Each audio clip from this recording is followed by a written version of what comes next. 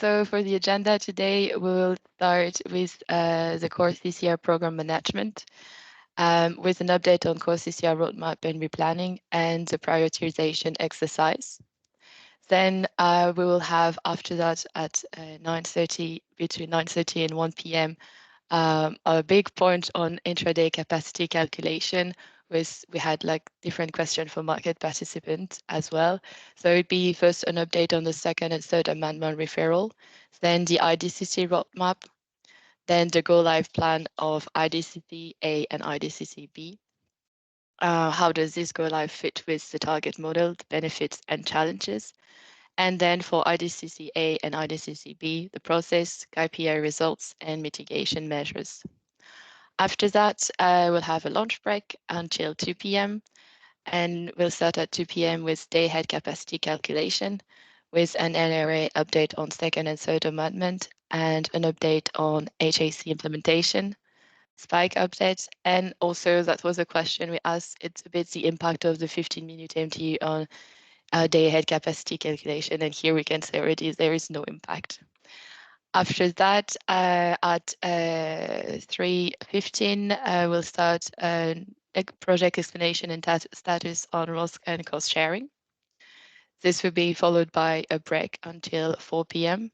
and then a start again on core CCR geographical extension with Swiss consideration and CCR.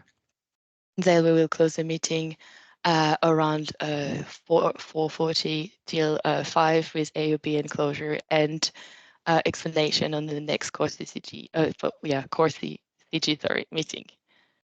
So that's a bit about it. I don't know if you want to add anything on the announcement or agenda for today. Not immediately, thanks, Silly. We have an intense, full agenda ahead of us. So let's make it most out of it, have good discussions. And of course, the key topic of today is the intraday capacity calculation. So please make sure that if you have your questions, you raise them either via raising your hand or putting them in the chat. So this is really the educational session that we are having today. If there are no further things to say, let's start with the first topic. I will be presenting it. Before we dive into the separate topics of today, we wanted to present you an update of the core roadmap and link it to an ongoing exercise that is being conducted under the flag of MESC, the prioritization exercise. So I'll come to that at the end of my presentation. Here a small reminder of the world we are implementing different processes across different timeframes. To the key message I want to underline here, if you look at the picture from left to right, we go from long-term to real-time. And if we go from top to bottom, we actually have a different functional categories of processes. Allocation, of course, it's not our part, but we have to feed it with capacity calculations. And these are different processes over time. We also have operational security analysis. And then there is also a block on the horizon around the balancing in the market-based methodology. The key message that we want to bring here is that when you look at the center of the picture, you see a lot of interdependencies. So these are the arrows with the orange ABC blocks on top of it mapped. And that's essential for us when we construct a roadmap. What we see here is that there is an intense link between the day-ahead intraday capacity calculations and the implementations of the different phases of the WASC projects, operational security. To make it a bit more concrete, what you're going to do in day-ahead capacity calculation is we are going to add a layer of coordination on top of it. It's part of an amendment that we have submitted, so it still has to be approved. But the requirement is that we add a layer of coordinated validation on top of it. And this is about the use of cross-border redispatch, cross-border remedial actions. When we do that in capacity calculation, we can, of course, only do that when in the operational process afterwards, we have the same level of coordination in place. But that's already a link with the WASC day-ahead operational security analysis. This link further plays throughout intraday. And in essence, the model that we have put forward is making sure that after every operational security analysis in intraday, that we use the starting point, having a congestion-free grid, we use that starting point to recalculate capacities again. In that way, we facilitate the market functioning by releasing an update of the capacities. And at the very end, after the day-ahead market has closed, we do this a last time for the balancing platforms. So we do a final balancing time frame capacity calculation. So this is more like a functional block that you have to keep in mind. WASC process feeds intraday capacities. And at the very end, intraday capacities, we do a final check and a final update, and we submit the capacities for the balancing time frame. And all these building blocks in itself, they aid to improve. They aid to improve the intraday market, they aid to improve the balancing market. So there is a logic behind it also in the way how the roadmap has been constructed. If you move to the next slide, a small word on where we are with the different implementations today. You are probably aware to MESC that on long-term side, there are discussions ongoing, reassessment ongoing on the way forward. We also have to see how this impacts the long-term capacity calculation. There is no further information or message that I can share about it today. It's under evaluation. For the ahead, that's what we have live since June 2022. We are taking steps to make more efficient use of capacities. So today we will be talking about advanced hybrid coupling. That's a prime example of it. I also touched upon coordinated validation, which is in regulatory approval phase. And the same goes for the Swiss integration topic. There is a slide further on in the presentation. And this is also in the regulatory validation stage. For intraday, the big topic of today, so I will leave the info for that particular session, but this is the next go live, obviously, coming up. On WASC and cost sharing, we are in the middle of our design implementation, but also facing some challenges regarding the implementation timings, and we will explain it a bit more in detail in the afternoon. So these are a lot of blocks that are ongoing. For balancing time frame, the information on the slide is actually now outdated because Core NOAs did approve the balancing time frame capacity calculation methodology, and its implementation is then coming at the end of this chain WASC intraday BTCC. So we will first do the WASC and IDCC implementations, giving the first benefits, and then the last step, BTCC, will come thereafter. On the harmonized market-based methodology, so this is the methodology where cross-zonal capacity is reserved for the exchange of balancing capacity, and so not for the energy market. There is a European methodology decided last year by ACER, and then once the utilization of this methodology is triggered in a region, then it starts a regulatory trajectory.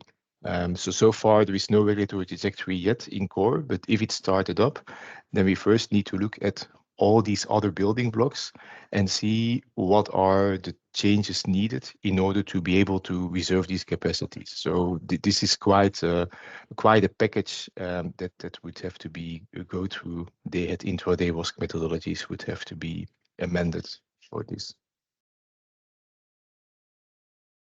That's it in terms of status. Now, when we put the status and the functional dependencies together, we have this picture of our roadmap.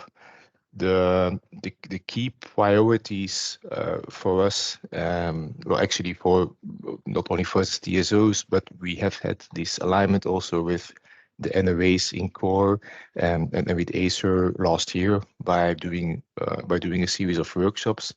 And the priorities are the day ahead evolutions that I mentioned, the intraday, and the WASC methodologies. So this is kind of fixing a big block in the coming years. So it takes us until 26, 27, as you see here on the slide. Now, the exact timings here, we are reworking this. So this is a status from November last year. We are reassessing the WOSC project. We now have a decision on intraday with new timings. Zoran from ESO will come back to that. So we also need to reflect then these decisions here in the roadmap. That is all to come. And there are some further evolutions that are not yet in the roadmap because there is still a plan to be made around that. Most notable on here are the evolution from the core region to the central region, where a first step is going to be put on the horizon. So central region, this is core together with Italy North. The first step is going to be the elaboration of the day ahead capacity calculation. So this is all on the horizon, but it needs to be further concretized. So we have already a big, I can move to the next slide. We have already a big stable basis, so to say, in core when it comes to how we have set priorities, how we have built our roadmap.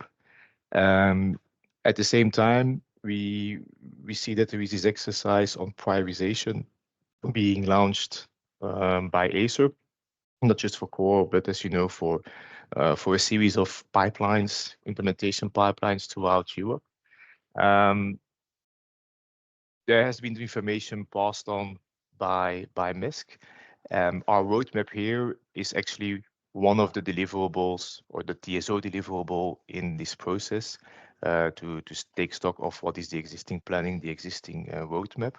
At the same time, Acer has also made their analysis of priorities on the different projects. Projects where we are in implementation phase, as well as projects that are still to be regulatory defined, planned, and so forward. We try to have a better understanding of how this exercise of prioritization is linked, or into which extent it is linked to the roadmap updates we are doing and how dynamic it is. And from the exchanges that we had in the past weeks, we kind of start to see that there is really a fixed block in our planning. So when it comes to projects that are already in implementation, that have already regulatory deadlines defined, these are not going to be impacted by the prioritization exercise, because the objective of the prioritization exercise is not to make a feedback loop to already taken regulatory decisions and deadlines. So this is where we understand, okay, for core, the big block that I explained, the centerpiece, it's all like ongoing, it's all defined. We will not touch that, and it will bring us kind of way beyond already the 2025 cutoff point that is put forward in this prioritization exercise. And so the room to maneuver that we understand is more for the projects that are up in the air, for which the planning still has to be defined, like CCR Central versus harmonized market-based methodology versus other things that we need to come to the roadmap. Prioritization in itself is not one-on-one translatable into a roadmap. It's a input for discussion. Another input will always remain these functional dependencies, how you need to fit the different building blocks together. So this is how we look at the prioritization exercise. We have our roadmap. We don't see a direct impact on what our short-term activities we are doing. We see it as it can be an additional input when we define the further half of the roadmap further in time. It's one of the inputs to have a discussion about the trade-offs to make. This is what we wanted to bring to you here today, taking a bit more time than the 2 minutes I got in MESC last week. So I see a hand being raised by Olivier. Olivier, please raise your question. Yes, thank you, Steve. Maybe one question on the long-term capacity calculation. Do we need to understand that it has been deprioritized from both slides? The fact that you put on hold the long-term flow-based allocation project, is it the result of the prioritization exercise?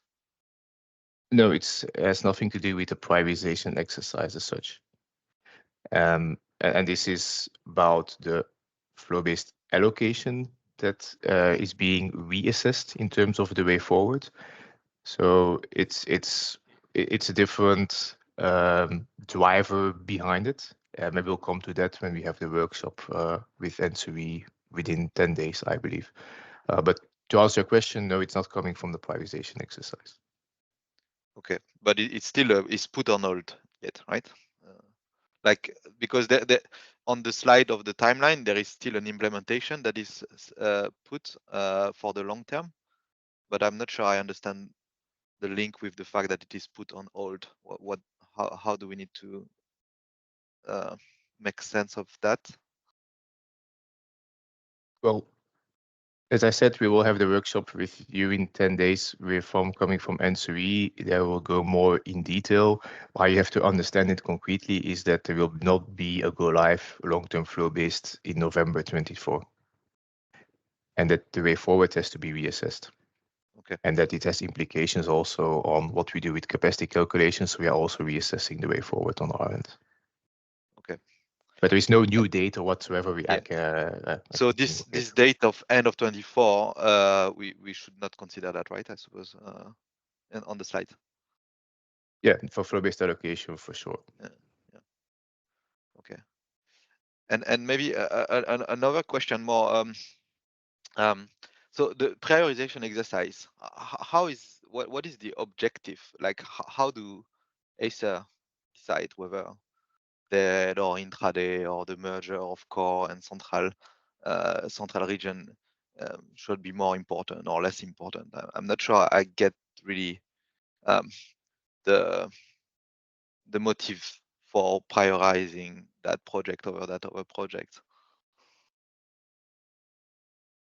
Yeah, I can only refer to what Acer has shared in MESC. I understand that a certain methodology has been developed by them, and that now there is a consultation ongoing based on the criteria of this methodology. They applied it some kind of qualitative scoring, and now everyone can react upon the outcome of this scoring.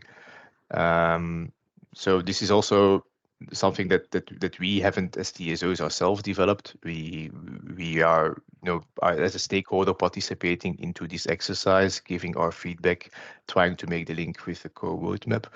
But if you have fundamental the questions around Acer's setup itself, then we will have to redirect you to the Acer representatives and to the MESC fora where the exercise is being conducted. Got it.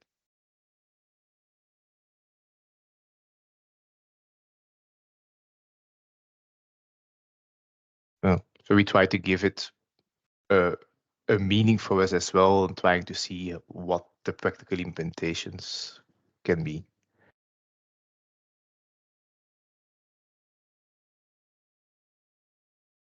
So I hope that this gives at least some more background information, and also our expectation that it can help you to also give your feedback as stakeholders towards the MESC consultation.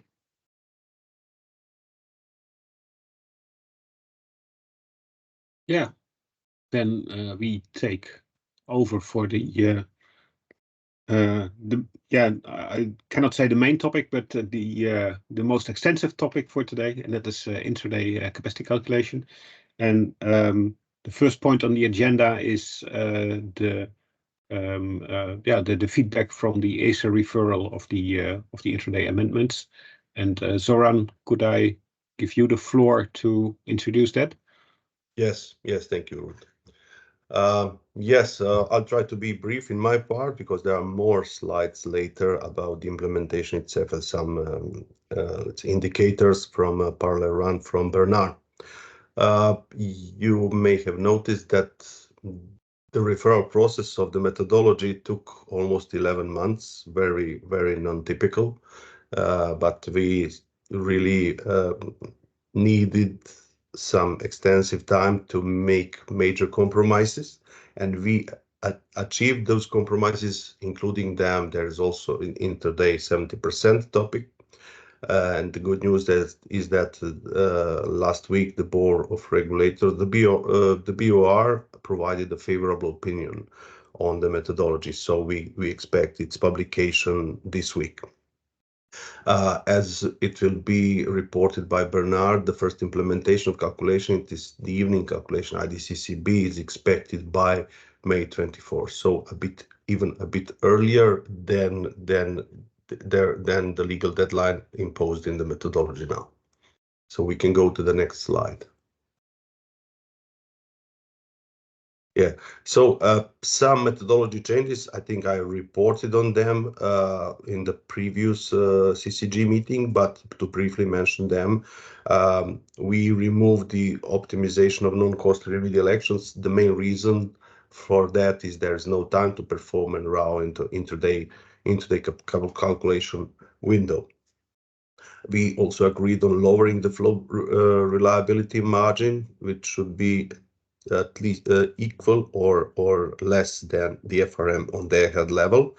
And as 10% is universally applied at their head, the reliability margin on intraday should be 5%. For the ATC-based validation, we agreed to implement it as temporary procedure besides the CNEC-based validation. And in communication with TSOs and NRAs, and also dealing with, let's say, mainly non-completed CROSAs, we agreed to add IDCC. This is early morning calculation of capacities. And also upon the last proposal by the TSOs, we also added IDCC-E, that's update of or recalculation of capacities in the afternoon of day D. Further on, the main topic was indeed intraday capacities on 70% requirement, and I think that we now have a major agreement and a compromise is reached on this basis that minimum capacity requirement from 16.8 of electricity regulation in principle applies to intraday. However, in this moment, there is no tool to implement it physically to reach the 70% threshold. There's no tool such as being run in the methodology. Moreover, we consider that in current state where it's probably inefficient or very hard to achieve 70% without significant virtual capacities, it's acceptable for us that core TSOs do not immediately implement the 70% requirement, and they should not seek for annual derogations for this purpose. However, in preparation for the future period where we would expect that 70% is gradually applied, we required additional data in the methodologies to improve the monitoring of intraday capacities and also already to monitor how far we are from 70% on intraday level. Important milestone would be TSO's analysis, which are to be provided by the 1st of April next year. There would be both common and individual analysis. They should give the answer how to increase intraday capacities in general on methodological way, and also how to reach 70% through time at each CNEC. This second part is mainly let's say this in the scope of these individual analysis, where we expect all core TSOs to check how far they are from 70% on each of their CNECs and consider viable measures how to reach the 70% through time, mainly considering the systematic measures such as biddings or reconfiguration, targeted investments, but also using of remedial actions where this is possible and efficient. In order to coordinate maximally these individual analysis, especially Acer, with the help of NRAs, would provide guideline and template for this analysis, so we would have a sort of harmonized answer from the TSOs, though we still expect separate or individual analysis by the TSOs. Upon this analysis, there would be a TSO amendment of the methodology expected by the October next year as a sort of backstop, and it's is expected to be based on the results of the previously mentioned analysis. So we can go further.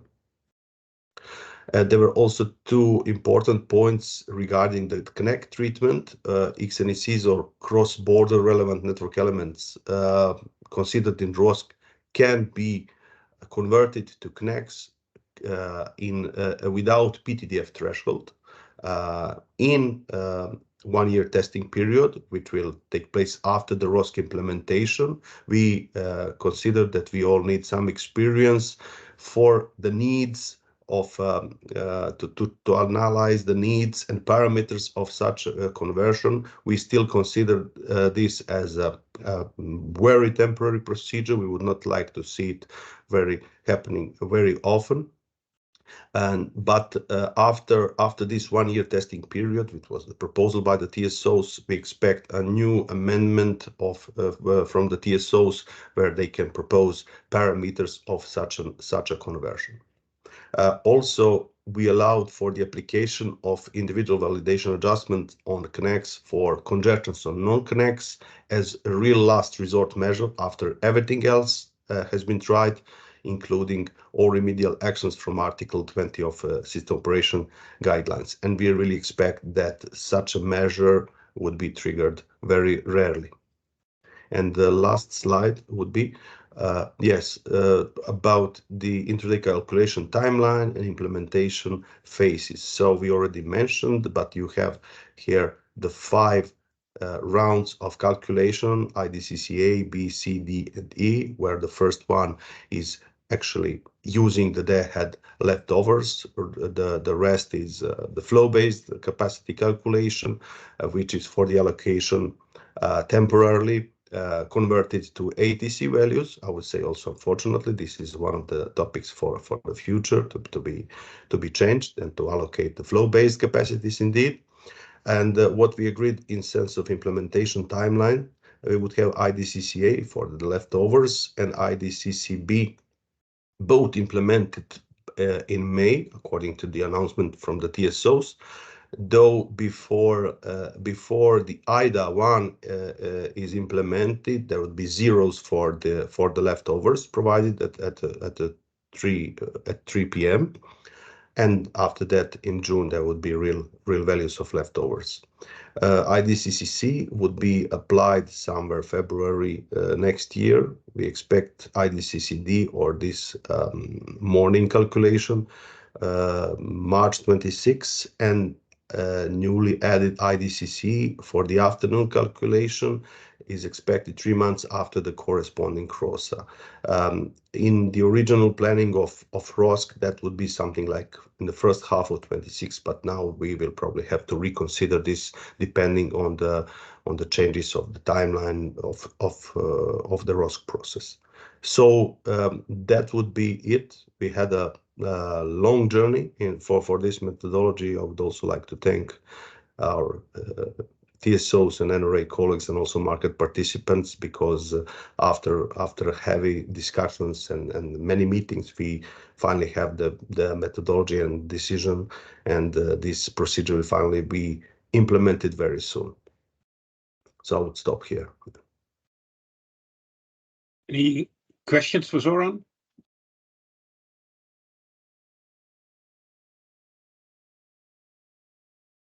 Well, that seems all clear then. Bernard, I suppose the floor is yours for the more content-oriented part of Intraday. Okay, thank you very much. Yeah, I'm starting much earlier than foreseen, so that means that probably I will also end much earlier than foreseen, but we'll see, because there is indeed quite a lot of slides, and also I think there can be many questions.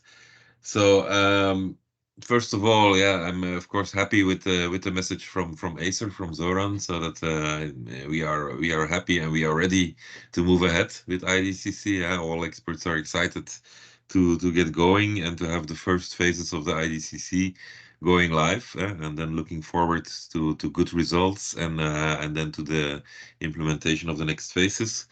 Yeah, given that we are going live pretty soon, I find myself a little bit alone here today because all the experts are working on the go live. Maybe one or two will be present here to help me answer some questions if they are, but I think yeah, okay, I'm already back since December, so I'm very well informed on everything. So I think I will be able to answer most questions, but I have colleagues here who can help me. Anyway, so questions, if there are any, it's probably best given the number of slides that we take them as we go. So at any time it is possible to ask a question. So as Steve said in the beginning, I think, or I don't know who it was, I mean it was Zeli who said it in the beginning, to raise your hand, and then we will see the hand, and then we can give you the word to ask your question and to answer. If it's not possible to activate your microphone, you can also put your question in the chat. We will have I think Steve, Ruud, Maria, they can look in the chat to see what questions are ongoing. So okay, let's get going. So first of all, the roadmap. So where are we now and what is happening in the coming months? So we are indeed, as said earlier, we are intending to go live with IDCC-A and IDCC-B by May of 2024.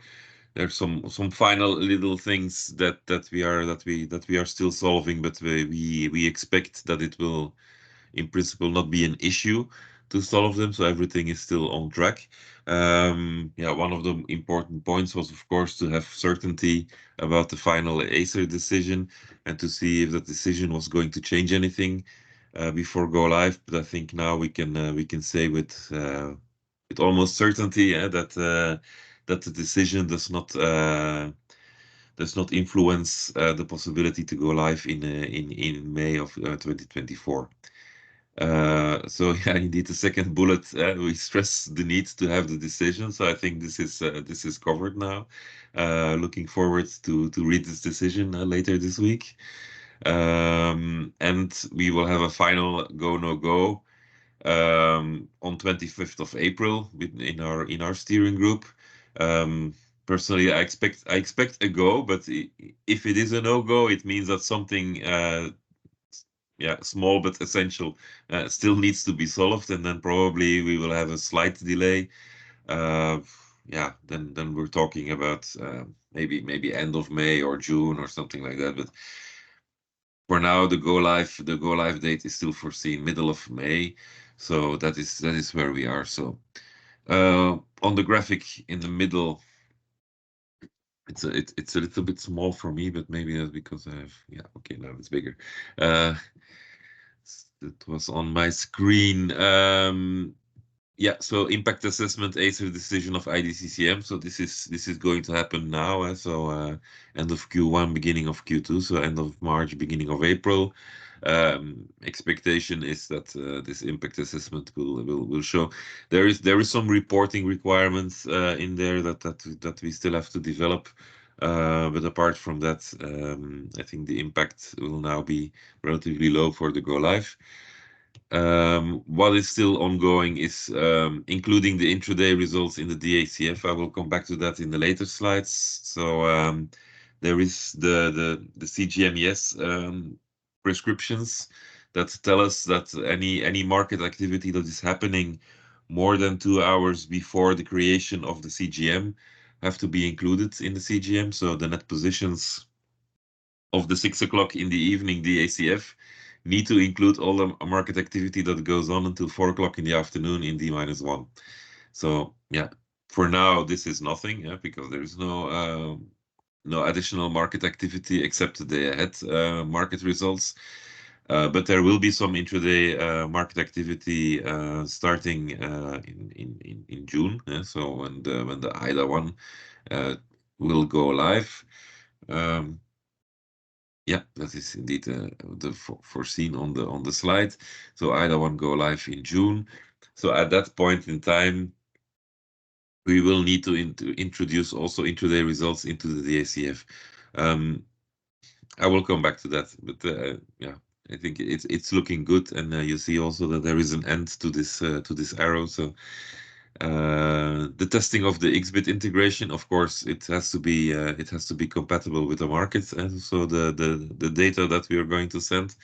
So we have to make sure that all the TSO processes and power exchange processes are compatible. So this is ongoing, but almost finalized. I think final tests are being made, but it's looking good.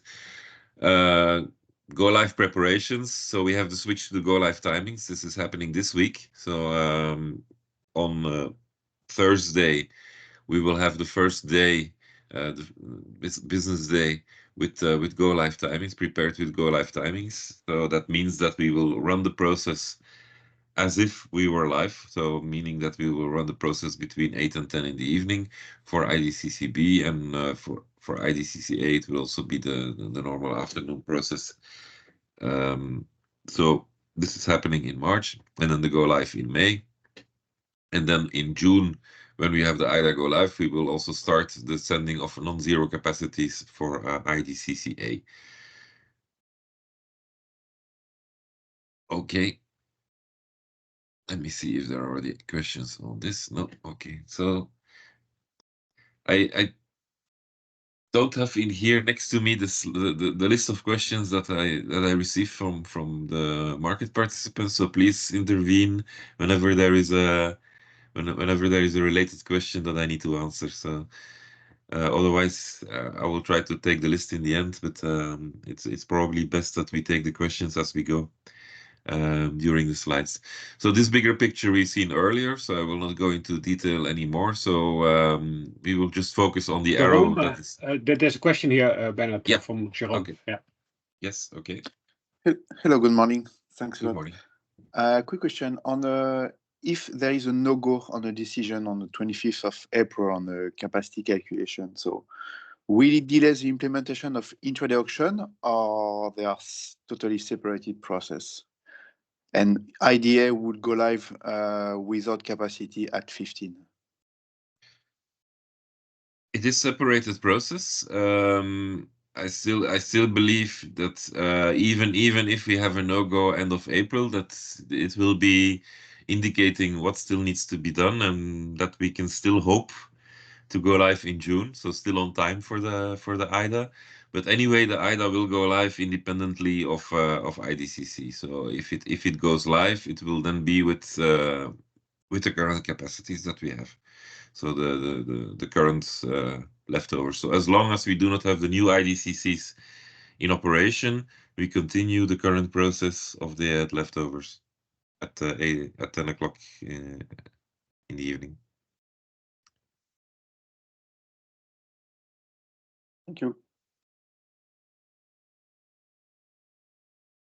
Of course, I don't control the IDA go live, so but the latest that I heard was June. So this is still the target. Then, so here is the timeline of when the processes are taking place during the day or even in D-1, and also at what time legal implementation deadline, which is foreseen at the moment. So that's to indicate when we expect IDCC A, B, C, D, E, as they are called now. So the old names of IDCC 1, 2, 3, 4 have been dropped, and so we now have IDCC A, which is the calculation that will deliver capacities for the IDA 1 at 3 o'clock in the afternoon in D-1. IDCC B is the one that delivers capacity at 10 o'clock in the evening in D-1 for the IDA 2.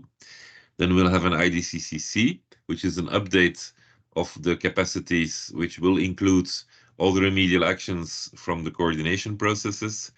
So this should be based on a CGM that has included all remedial actions that have been coordinated between the different TSOs.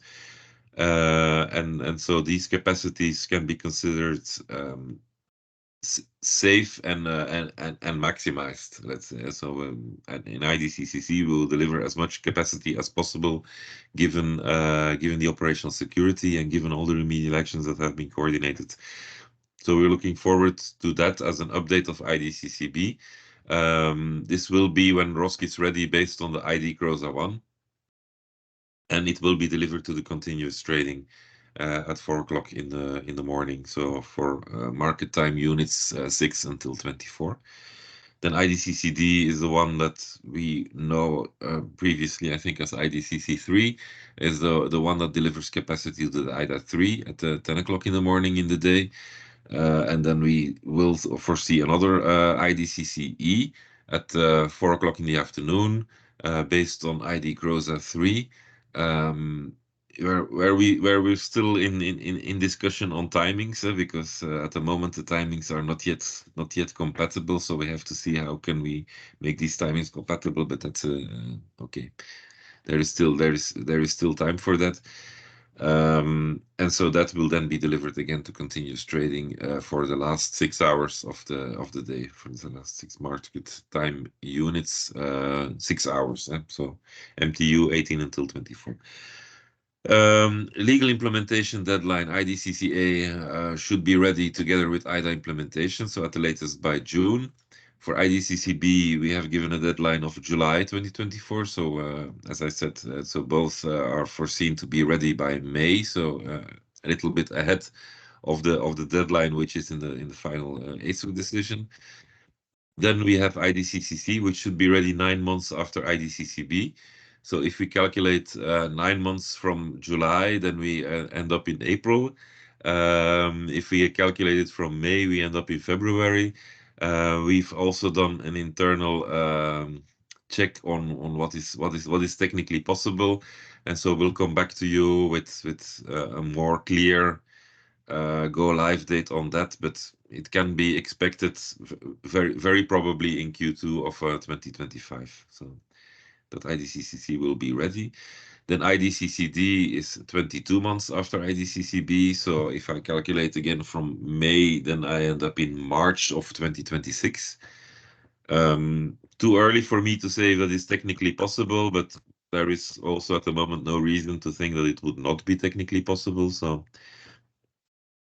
let's just keep that as a deadline. So March of 2026, and IDCCE, well, 3 months after the corresponding CROSA. So this depends clearly on the timings of the ROSC process. So IDCCE is one which was not legally binding before. So it is one that we voluntarily added, and it is added because we want to update the capacities using the ID CROSA 3 results. So it does not really make sense to launch it before the CROSA is there. So that's why we will wait until 3 months after the corresponding CROSA. Bernard, there's a question in the chat. Yeah. About the publication of IDCCB on JAO.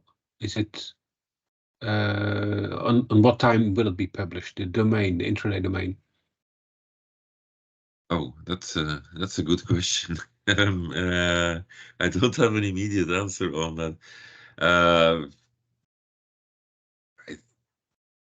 I would assume it's immediately after it is ready. Yeah? So as soon as possible. Yeah. Yeah. So maybe we should put that in the minutes then. Yeah. Exact timing. So let's not guess it, but yeah. I think indeed it's.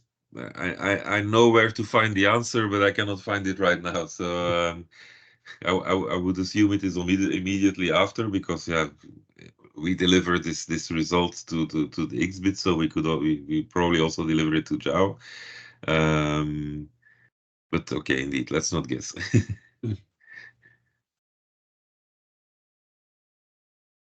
No further questions. No. Okay, then this is let's start then you call it the educational part of the presentation. So let's go through the details of everything that is going to happen during the IDCC process. So we want to give you a little bit more detail on what we are doing. So to understand all the processes behind the delivery of these capacities at 3 o'clock in the afternoon and at 10 o'clock in the evening in D-1. Here we make the link also between IDCC and ROSC. So what you see here is the timeline of the afternoon and evening of the D-1 from the IDCC point of view. So yeah, first of all, you have, of course, day-ahead nominations, which are going to come in, but which are going to continue to come in even after 3 o'clock in the afternoon, as far as I understood. So that means that we have an opening of an intraday market at 3 o'clock in the afternoon, but then still some type of nominations that could come in after 3 o'clock. So some are coming in before 3 o'clock, some after. So this IDA market that's happening at 3 o'clock in the afternoon in D-1 will be followed by continuous trading until 4 o'clock. And then the idea is that we are going to gather all the market activity that has happened until 4 o'clock in the afternoon together in a TSO environment, which is a database that contains all the international schedules. This database will be filled by a little bit after 4 o'clock, and these results can then be used to have an IGM creation. So every individual TSO will make then their individual model. This will happen then during, let's say, 1.5 hours until 6 o'clock in D-1, where all TSOs submit their IGMs to the centralized processes, which can be managed by Coreso, TSCnet, or others. And so where the models arrive, they are shared between TSOs. So and anybody could make a CGM, but it is of course organized who does it. The CGM has, of course, to be checked that everything is compatible, that all the net positions are correct, that all the cross-border lines are correctly represented, and then this delivers a merged CGM. I think it's around 7 o'clock in the evening, on which you can start doing already some kind of coordination. So that's what's called model improved CGM. So you are already starting to find out what can already be improved to reduce problems in the system. But it is of course still quite limited because there is only time here on the slide. It still says 2030. I will come back to that to see if we can maintain this deadline of saying, okay, we will take the model at 8:30 in the evening to then perform the IDCCB process. That's the arrow in the middle, which is the process that happens between 8:30 and 9:45, which is a process of only 1 hour and 15 minutes, as you can see. So that's not very long, during which we are going to do some indeed some calculations, some ATC extractions, and also some validation processes to end up with the capacities that will be delivered to IDA2 at 9:45. In the meantime, the day-ahead security analysis of ROSC is still ongoing. When ROSC will be there, but also before ROSC, there is some coordination ongoing with TSCnet, with Coreso, which is also still running until at least 10 o'clock in the evening, which is the day-ahead security analysis, which is needed to make sure that the day is going to be secure, and that all the flows will in the end be managed during the physical day. So this day-ahead security analysis will normally be finished at 10 o'clock when we have the ROSC process, but this is of course too late for IDCCB. So these results can then be used for IDCCC. But what we intend to do in IDCCC is to use the next groza of the ROSC process, where we have an update with an intraday security analysis. That's until 2 o'clock in the morning. So yeah, we keep working during the night to test the security of the system, and where yeah, some additional improvements will probably still be found for the IDCCC. So IDCCB will use a rough DACF, if I might say so, or a standard the ACF, which is not yet including all possible coordinated actions, because it doesn't really have time to do that, given the timeline that you see, and all the day-ahead nomination deadlines. It is physically impossible to finish all coordination at 8:30 in the evening.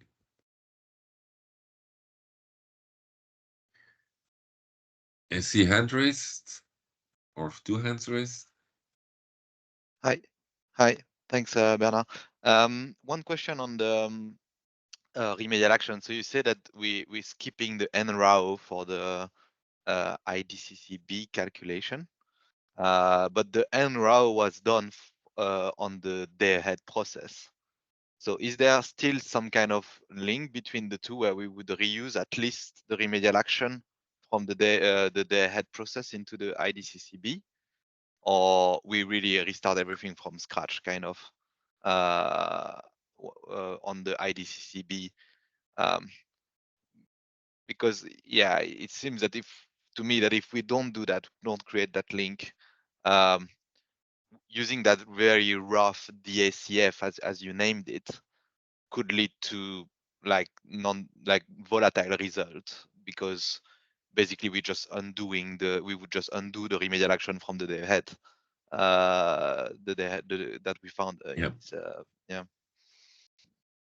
So we're not going to restart from scratch. That I know. So any topological action that was already foreseen during the D2CF process, this will be kept. We're not going to restart the whole grid model from zero. So anything that we already imagined as necessary to manage some congestions with some easy topological actions in substations, this is going to be kept.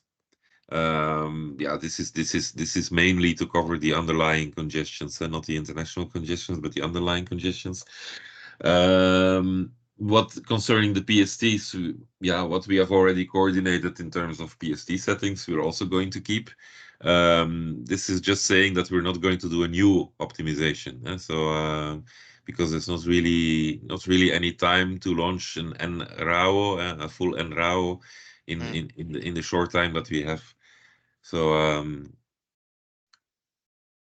if we so would, the PST would also be yeah. the PST would also be kept, right? From the D-2.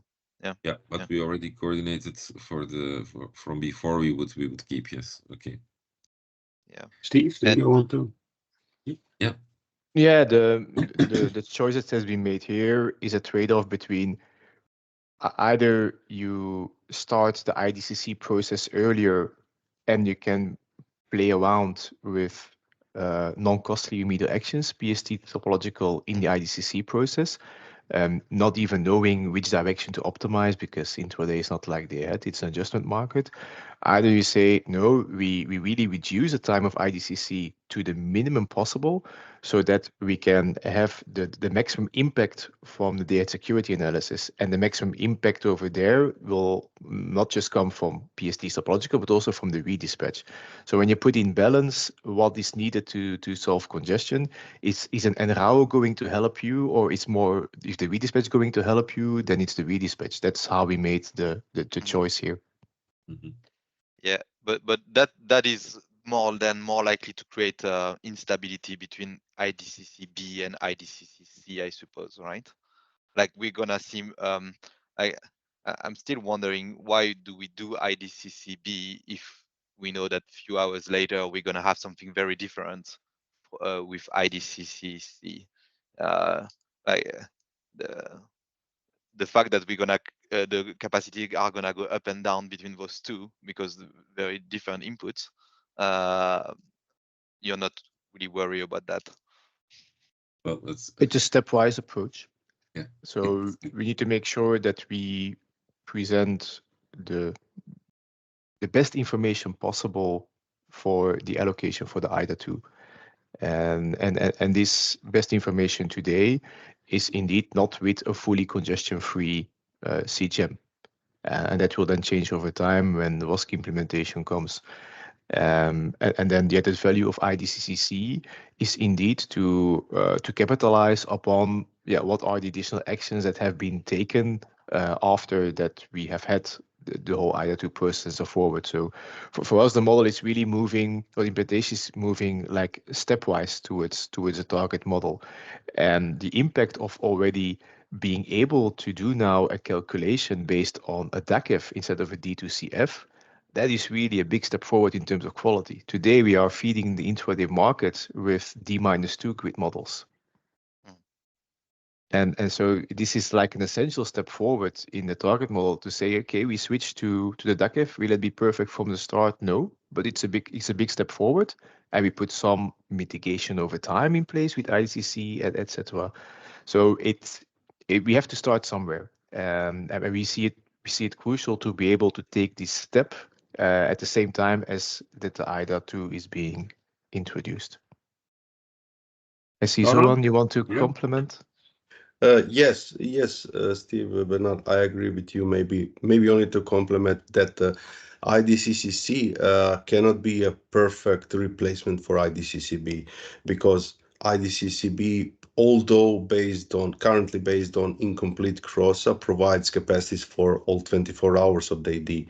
And the IDCC can save only the last 18 hours out of 24. That's why I think that having both IDCCB incomplete but early and IDCC complete but a bit late for morning hours is the best possible combination at the moment.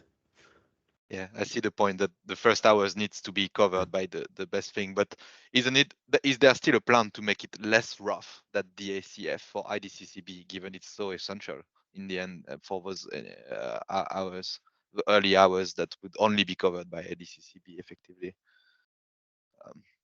Because it's not so satisfactory now to have that rough DACF, I suppose, for those first hours.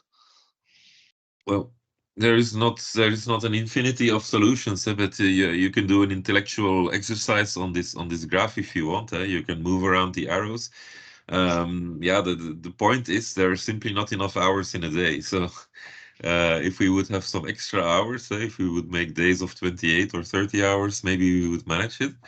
You could always speed up the process, no? There is some processes that could be sped up indeed. Maybe we should create the IGM sooner, but then the nominations have to be coming sooner. And I know that market parties also need the time to optimize their portfolio and need the time to find the energy for the trading activity that has taken place on the day-ahead market. So it is difficult to find extra time in this graph. We will continue to look for it. It could be part of the improvements that we're looking for, but at the moment it is almost impossible to envisage that the CGM would be ready before 7 o'clock in the evening. We would really need to cut into essential processes earlier in the afternoon to have an earlier CGM, and I'm not sure if that is possible. So if that would be possible, of course, then we will have extra time to do the security analysis, but it doesn't look possible at the moment. So that means that, the coordination that can take place between 7 and 8, it is limited. Will it become better over time? Computers are always getting faster and faster. TSOs are getting more and more experienced in dealing with this, but the grid is also becoming more and more complex. So we are getting also more and more variable power connected to the grid, more and more distributed generation. It is not getting easier. We are managing because the energy transition is important, and so we are going to make it work. But it will continue to be a challenge to have this DACF ready for IDCCB. I think the answer is also on the next slide. So if you move to the next slide, the link with the implementation of WASC. I think this is an answer to your question, Olivier. So maybe Bernard, you can walk us through this. Yeah, slide. indeed. So of course, when we have ROSC, so as you can see, so the coordination process does not start at 8 o'clock in the evening. It starts already at yeah, you could say at 6, but let's say at 7 when the CGM is ready. It could be that we improve the speed at which we create a CGM so that we can also start earlier. But indeed, as you can see on this slide, the current process that we have is to have the coordination processes which still take place separately on Coreso side and on TSCnet side. This is how the RSCs or RCCs have been developed. So we have the coordination ongoing in both of them. We have a process of gluing the results together, if you want, so to have a common place where remedial actions which have been developed by Coreso and remedial actions of TSCnet can come together. It is automated in a limited way, so it is a little bit rough, as it says indeed on this slide. So that's the current process. So we are going to take a photo at 8:30 of this process as it is ongoing. So there will be already some remedial actions in there, but some will not yet be in there. And then the ROSC process will be, yeah, it will be very alike. So we will have ROSC V1 with a possible phased approach indeed, where the day ahead CROSA will be more on optimization of PSTs, HVDC, and the redispatching and counter trading, where topological RAs still manually determined by TSOs, and so yeah, quite limited. Whereas in ROSC V2, we plan to have the integration of topological remedial actions into the global optimization. But I think the answer is more in the graphs below. So the process will start from 6 o'clock in the evening with the delivery of the individual grid models. It will end 10 o'clock in the evening. But at 8:30, there will already be some partial coordination. Sorry? Can you cut the microphone? Yeah, thank you. So at 8:30 in the evening, there is already partial coordination, but congestion will still be regularly present. That is the current process. In the ROSC V1, there will be a run 1 at 8:30 in the evening, which is congestion-free on a best effort basis. So it will already be an improvement indeed. So, but do not expect that it's completely finished, but it will already have solved quite a lot of congestions, I would say. Then ROSC V2 will deliver normally this reduced congestion, run 1 with reduced congestion on the core grid already at 8 o'clock, so which will be largely in time for the IDCCB. So indeed, ROSC V1 and then subsequently ROSC V2 are going to improve the quality of the DACF we are using. But still already in the DACF today, there will already be some coordination present, as much as possible.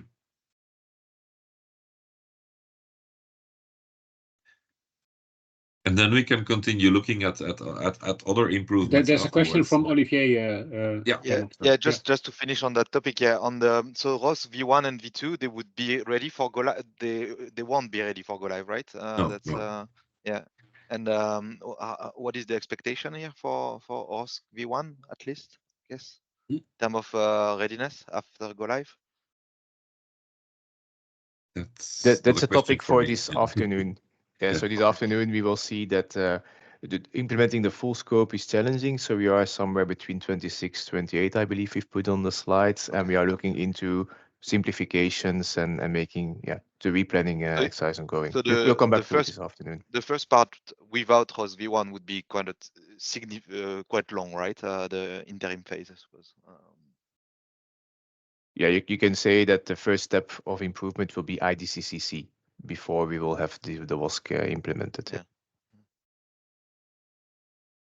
But we will also come back here when we present the KPI results of what are the consequences of having these parallel processes, and what are the mitigation measures we look into. So that's another area of investigations of where to find improvements. So let's check in on this reflection later in Bernard's presentation when we have also a look at the results.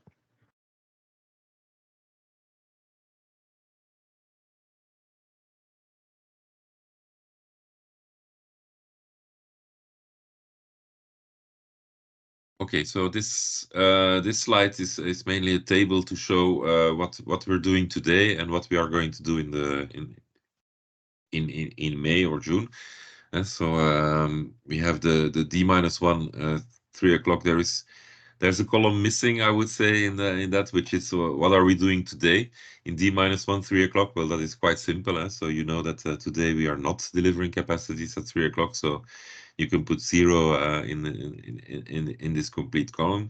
So 3 o'clock in the afternoon, we will have something new, which is the IDCC-A. So for the first time, there will be in the core region capacities delivered at 3 o'clock in the afternoon in D-1. And then at 10 o'clock in the evening, so today in operation, we still have the operational leftovers with the increase-decrease process. So maybe already time to say that this increase-decrease process is, of course, a process that also takes some time. It takes the day-ahead leftovers, which are already available at 2 o'clock in the afternoon, and it has time until 10 o'clock in the evening to test these values with an increase-decrease process. So it has a lot of time to do some security analysis on this. And this will then be replaced with a new IDCCB, which will use an improved flow-based domain because it will use the DACF and not the D2CF. So this is a CGM of much higher quality in terms of forecasting. So that is one of the main improvements of the IDCCB. So which flow-based domain? IDCC-A will use the day-ahead leftover flow-based domain. It's shifted to the day-ahead market position, and it has some updated preferences on virtual capacities. LTA, for instance, is capped to 1500. LTA is capped there to 1500 megawatts. The preferences for virtual capacities based on D-2 grid model. FRM is 10%, of course, because it is the D2CF that we are using, and the quality of the D2CF is directly linked to the need to use a 10% FRM. The ATC extraction algorithm is the new algorithm that we're going to use. So the current algorithm is okay. So okay, I need to correct something in the table, I think, because this today it is not an iterative approach, or it is another iterative approach. So we are going to use a new iterative approach with a PTDF threshold of 0.5% and a RAM ID threshold of 10 megawatt, as we are doing today with the leftovers. There will not be an increase-decrease process because there's simply no time to do it. So that means in the IDCC-A there is no increases. And there is also limited time to check for required decreases. So if something happens in the grid and there is a need to review the capacities, there is very little time. So yeah, the only decrease process will be a rough process, which will be kind of an ATC validation as a discretionary action of a TSO. So that's the only thing we can do. And we as you will see on the slides that follow, there is very little time to check the capacities for the new IDCC-A. So no increase and a very rough decrease process, which is very different from the current. They had leftovers at 10 o'clock in the evening with the 300 megawatt increase possibility, the decrease possibility. Based on extensive security analysis studies. So then the new IDCCB. Okay, so let's go to the next slide. Here is the detailed IDCC-A pre-coupling process. And so my slide here starts already at 9:30 in the morning because there is an initial data distribution. at 9:30, which with the intention to be sure that we have delivered high negative NTCs to the X-bit, so that the X-bit does not start by accident before 3 o'clock in the afternoon. So to make sure that that we start with high negative NTCs. Yeah, that's a question, Bernard. Yeah. Yeah. Yes. From the previous slide, probably still. Arno? Yes, hello. Thank you. Indeed, I had a question on the previous slide on the ATC extraction. So actually, it's a two-part question. Maybe the first one is maybe if you could confirm whether the day ahead, so the starting points for the extraction is really the full set of critical network elements, not just the set that's pre-sold for the day ahead, but really the entire stack with the 10,000 plus elements and without this pre-connect filtering. So if you could maybe confirm that. And the second part of my question relates to the PTDF threshold coefficients that you show here. Will these be published by the TSOs somewhere on GEO, so we have the official values? I think for us as market parties, we see that information coming a bit sporadically in some slides, but it would be really useful to have an official publication of these values somewhere on GEO for us to find. Yeah. So yeah, on the first question, yeah, that is quite technical question.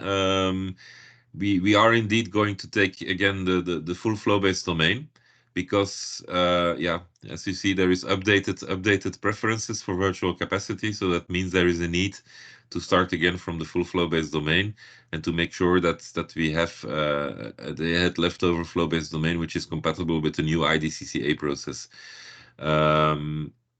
I don't expect big differences between the two domains, but indeed there is a difference in the process that follows. And so the end result will not be the same.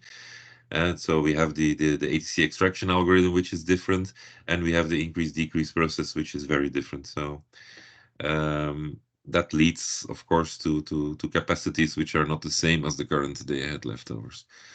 Because at 3 o'clock in the afternoon, yeah, you have to deliver something quick and dirty, if you want.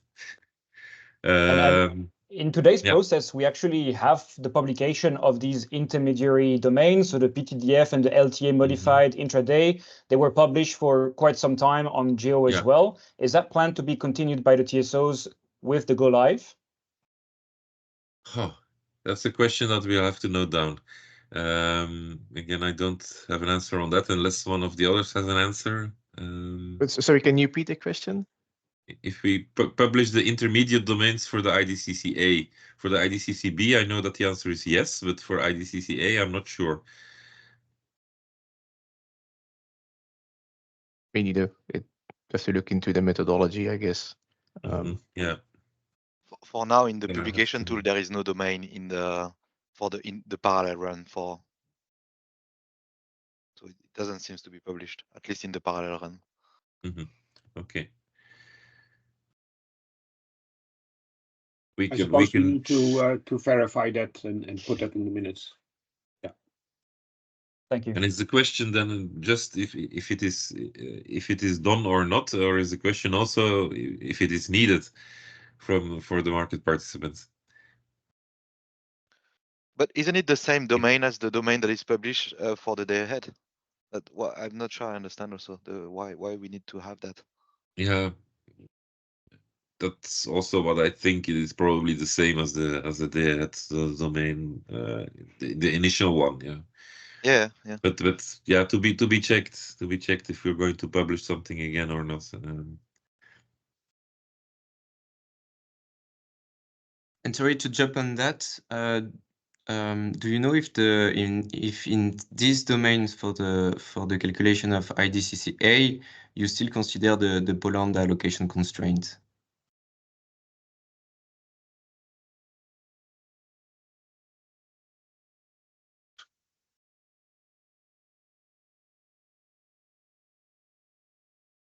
I thought I knew everything, but I don't know everything.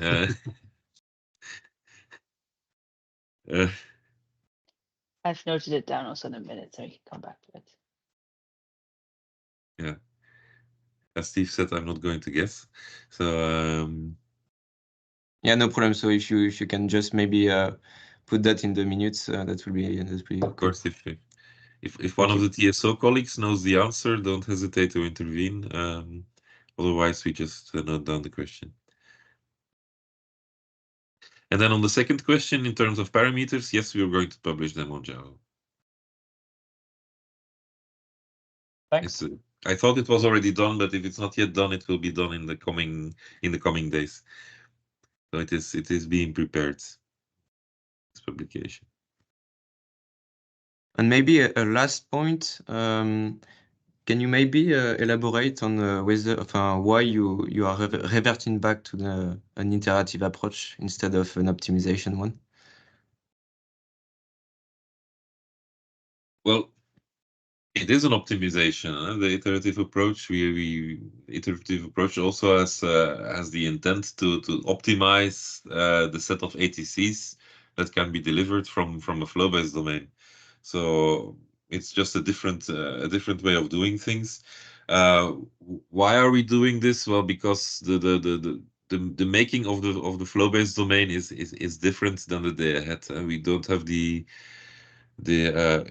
extended LTA inclusion. That is not in there anymore. So there is a different way of building the domain a little bit. So that means we need another approach to extract ATCs. But it is still an optimization. Mm-hmm. Yeah, of course. Okay, thanks.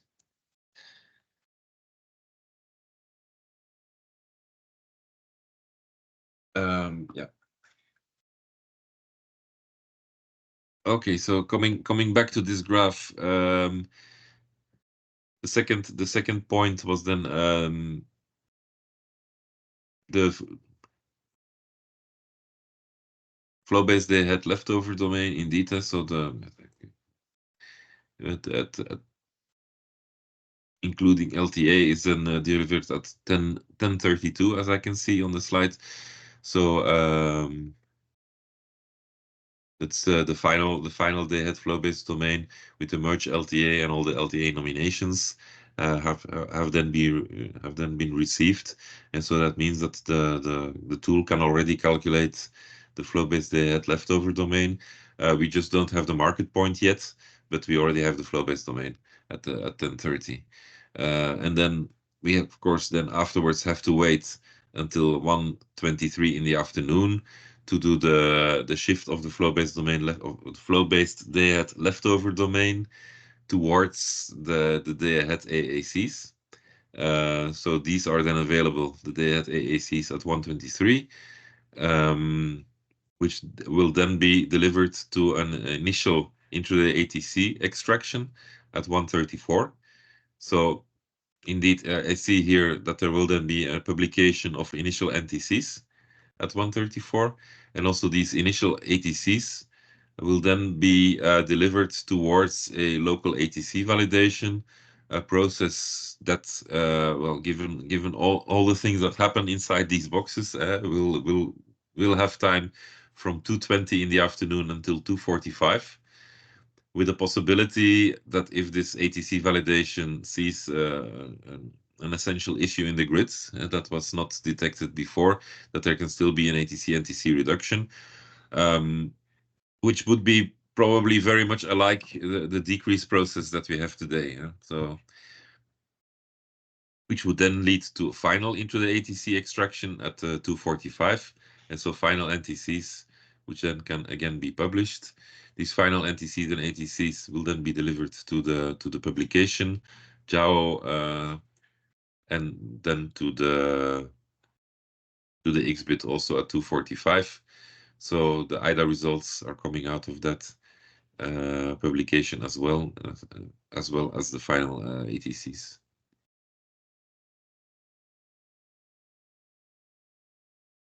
So this is a very simplified process. So there's almost no time to do any calculations. So it's really just taking the day ahead leftover domain, doing a quick check at 2:20 in the afternoon with a potential reduction of ATCs, and then final ATC delivered at 2:45.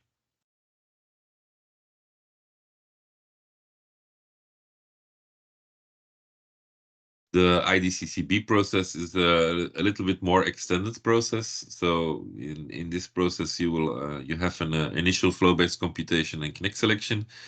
You have a validation step. You have a final flow-based computation, and you have an intraday ATC extraction. So initial and final flow-based domain computation is still according to existing processes. So the day-ahead processes are still the processes that we use always for a flow-based computation. So it is also the same tool. It is the CCCT that is used for that. So detailed descriptions of these processes are in the day-ahead explanations. The validation that we are going to explain today, and the ITC and the intraday ATC extraction as well. The intraday extraction will be the same process that will be used for IDCC A, B, C, D, E. So yeah, the small difference between IDCC A and the other ones, or IDCC A and IDCC B, let's say for now, is that in IDCC B you could have some negative ATCs in case there are still some negative RAMs because of the limited coordination of the DACF. So, whereas in IDCC-A, yeah, this is coming from a flow-based domain that has been used in the market coupling, so this one does not or should not contain negative ATCs. On the next slide, I have a small comparison between the ahead flow-based and the intraday flow-based to show what we had to do to make the intraday work. So the day ahead flow-based methodology, of course, starts with an initial flow-based computation already the evening before. So using the D2CF at 8 o'clock in the evening. And then there is a whole process of optimization taking place and validation, pre-final computations, final computations until 9 o'clock in the morning. So this is a process of more than 12 hours, which now has to be compressed into 1 hour and 15 minutes. And so at the moment, we are still struggling with this compression. So we're looking at a minimum time, which is somewhere between 1 hour 15, 1 hour 30, as the time needed to do the complete intraday process. But we had to eliminate some of the blocks. So, for instance, the remedial action optimization, an intermediate computation, an extensive validation process which takes place. Yeah, there is the adjustment for min-RAM. There is the CEP70 process which takes place. So a lot of things are happening with the day-ahead process for the day-ahead domain, for which in intraday we simply do not have the time. So we have simplified it to an initial flow-based computation and connect selection, which happens at the same time, a validation process, a final flow-based computation, and an intraday ATC extraction at the end. Yeah, the intraday ATC extraction is an additional process, which is a temporary process, awaiting that we would be full flow-based in intraday. But for me, it is too early to say today when that would happen. So it will not be for the immediate future, but yeah, one day we are going to move to flow-based intraday, and then of course the ATC extraction will disappear. So unique to, sorry, yeah. There's a question, yeah. Bernard. Yeah. Yeah. So yeah, I was questioning this adjustment for min-RAM. So the fact that we cross it, does that mean that there is no min-RAM for the IDCCP? I thought that from the Acer presentation we would still have the try to have the 70% min-RAM rule, and I was also looking at the result published in the parallel run, and I was not indeed looking at that AMR column that we have for the day ahead. So that I guess that corresponds to that, the fact that we don't have any min-RAM for the intraday. That's what that means. The first intraday calculation. Yes, indeed. We cannot restart the whole discussion on that now quickly on this question, but indeed there is no time for in the current intraday process for an adjustment for MinRAM. This is something that takes quite a lot of time in the day-ahead process. There's quite a lot of analysis taking place to try to adjust as much as possible for MinRAM. I know that because I see it happening every day in our dispatchings. So yeah, there is simply no time for it in the intraday process. I'm not sure I completely understand. So the adjustment for MinRAM is an adjustment on top of the automatic MinRAM, or is it the MinRAM itself? No, so the outcome of the escalation process, and that's what Zoan I think mentioned on the slide, is that there is no application of virtual capacity in the intraday processes.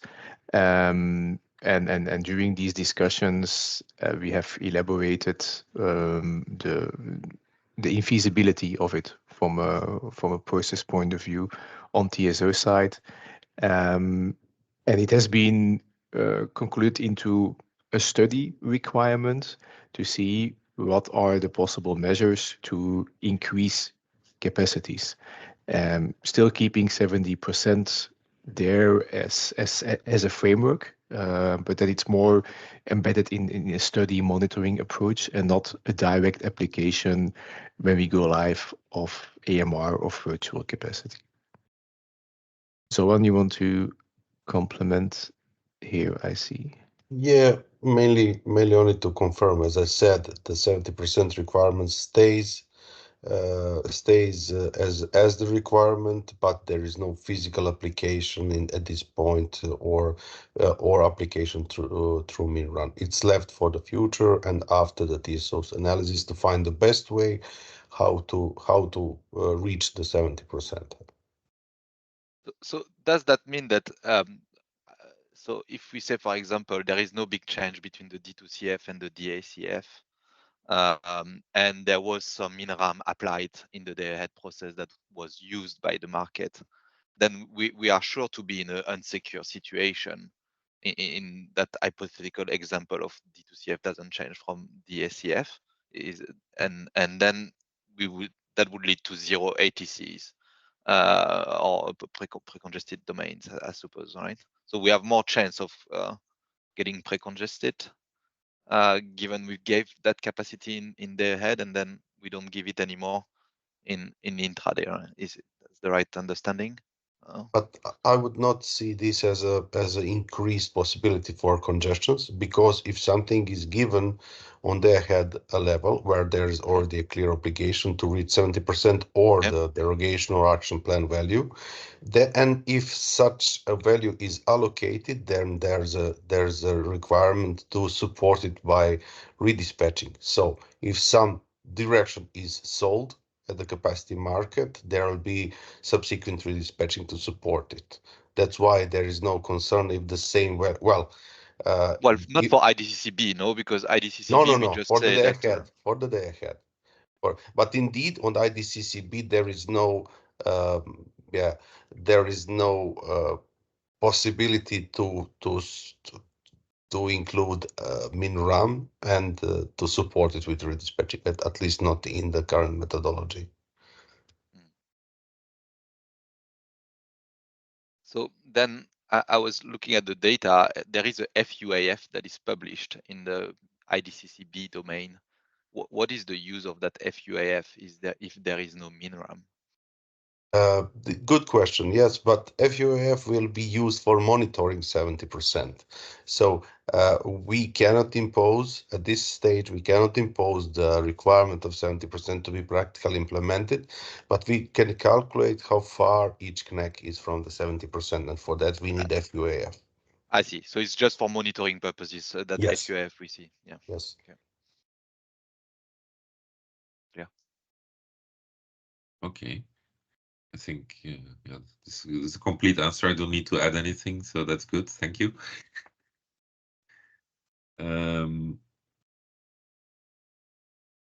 So I will continue. Maybe I'm not sure if I said everything on the bottom of the slide. Yeah, I think so. So Similar, different. Yeah, okay.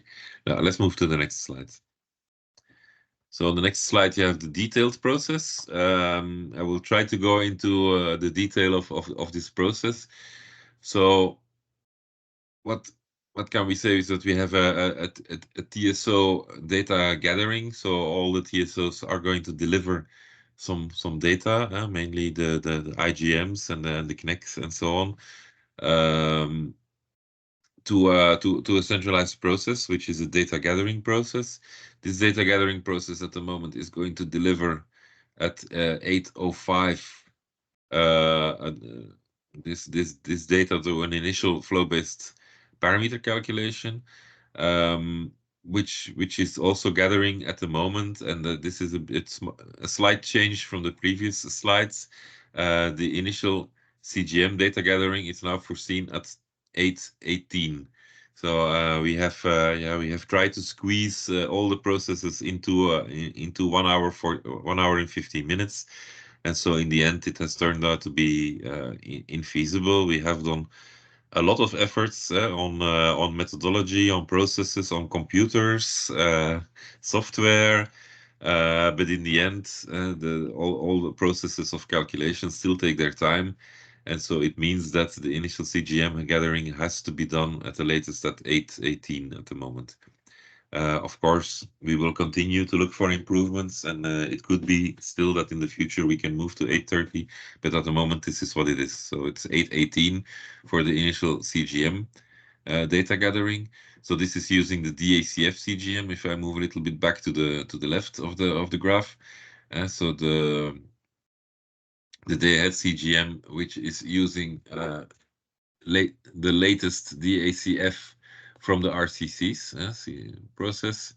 It is using the Corezo DACF, the TSC net DACF. This is brought together to have a common CGM, which is then used in the intraday process. Initial flow-based parameter calculation is then happening. There is a CNEC selection happening, and then an initial ATC extraction. And the result of all these processes can be expected around 8:55 in the evening. And so these results can then go towards the individual validation, which is the IVA process, or to an ATC validation, which both have to deliver their input. Well, the individual validation, it will be as an input to the final flow-based computation. The ATC validation can be at the end point of the final flow-based computation, so as a limitation at the end. But yeah, it is foreseen around 9:35. So at the top of the slide, you see this individual validation and ATC validation. Slides further down, we'll go into more details of these blocks. Individual validation is going to deliver IVAs. The IVAs are going to be included in the final CB file. The final CB file is going to be used by the final flow-based computation. The ATC validation is going to deliver an ATC upper limit, which is then going to be used as an input to the ATC extraction. And so this was one of the requests, I think, that came out from the public consultation, was to use the ATC validation results as an input rather than putting it at the end of the process. So rather putting it as an input to the ATC extraction. So to allow maybe to have additional ATCs on other borders because of this. So final flow-based parameters are then ready around 9:40. I just yesterday I saw again a mail passing by of all the processes that are taking place between 9:35 and 9:45, and it is quite impressive. So there is a chain of 15 to 20 processes. I don't know the exact number, but there's a lot of things happening then at that moment in time to finally deliver at 9:45. If everything goes well at 9:45, if everything doesn't go well, it could be 9:46 or 9:47. So because this huge amount of processes, if there is 1 minute delay, then yeah, this cannot be recuperated anymore. So it will be 1 minute delay in the end. So 9:45 publication and intraday market coupling. So Xbit will then run at 10 o'clock, the IDA1.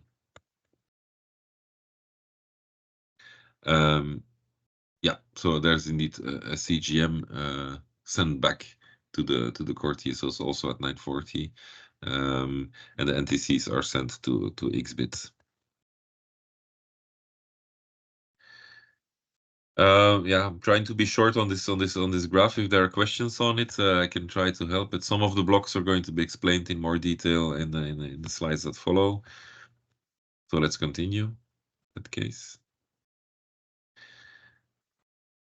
So the ATC extraction, maybe first of all. So this is the process where you're going to transform the final ramps that you have, which is the first table on the left, into a border-to-border into the ATC.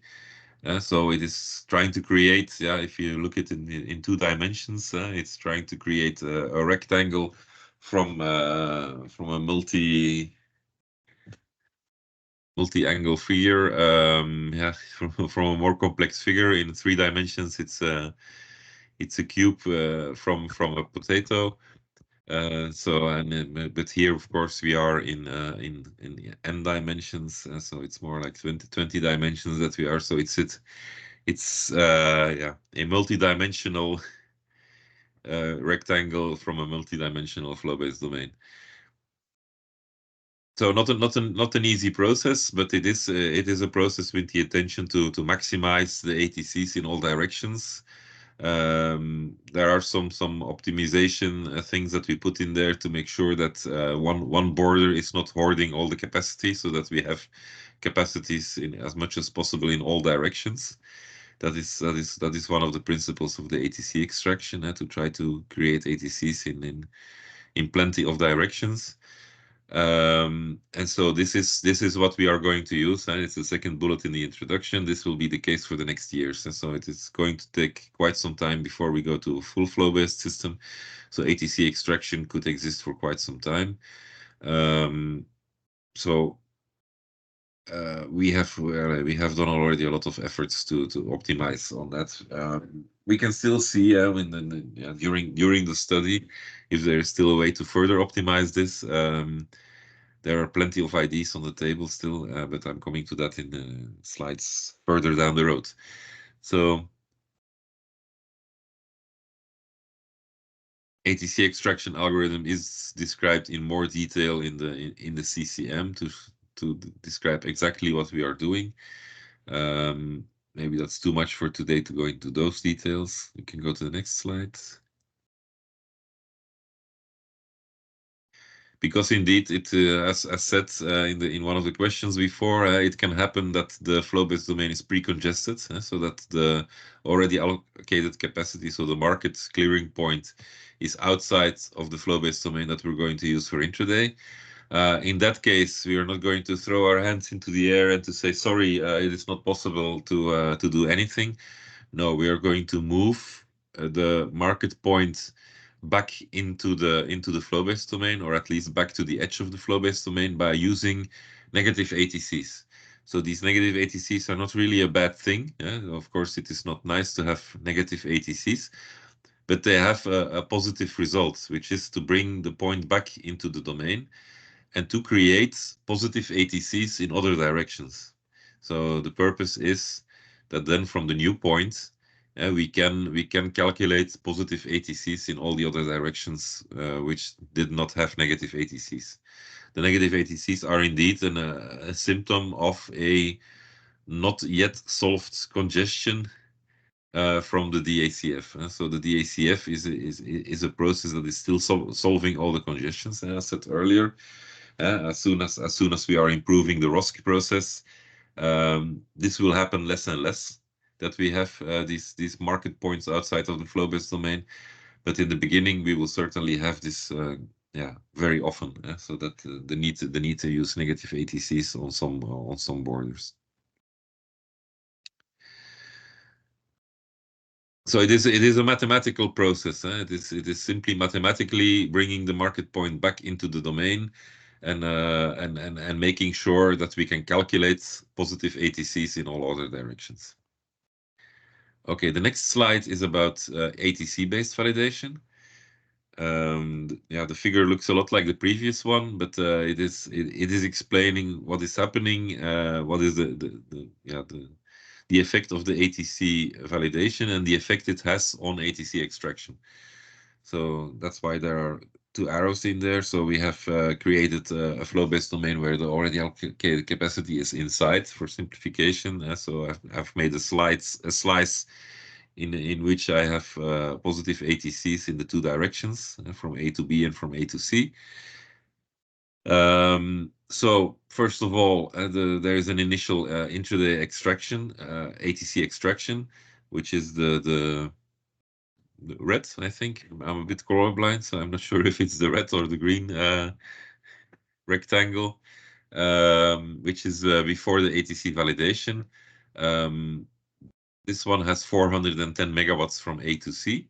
Then the ATC validation done by the TSOs either in A or in C. I'm not sure about that. Well, the ATC validation comes to a final result where it says, well, this is not safe. I need to reduce this to 300. And so this reduction is then done. And this could end up then with the final square, which is in the middle, which is the combination of the two colors. But there we say, okay, we're going to take this 300 limit, and we are going to use this as a constraint in the ATC extraction. And so this constraint of going back to 300 in the direction A to C allows to create 100 megawatt extra in the direction A to B. So where originally with the initial ATC extraction, it was 320 from A to B. In the final ATC extraction, you're going to see 420.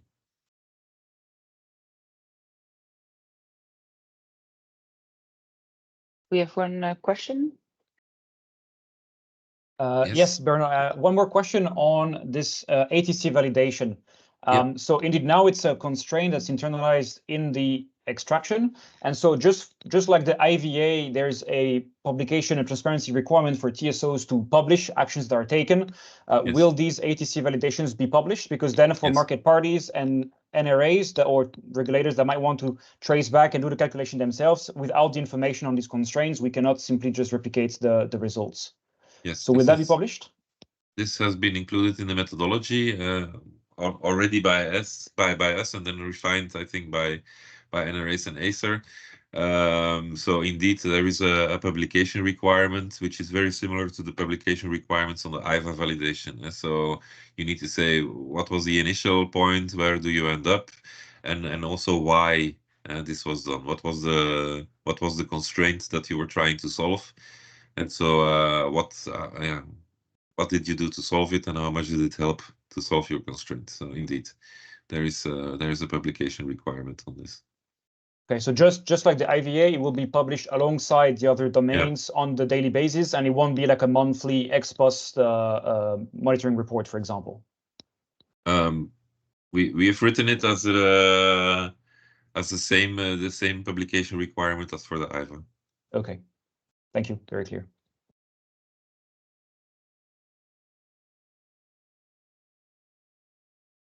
Okay, yeah, there's not much details to give on an ATC-based validation. It is simply a reduction of ATC on a border. So and given for a given reason, and why ATC validation? This is because it is not for all problems very easy or to translate this into a clear IVA. So sometimes the processes for IVA validation are too complex.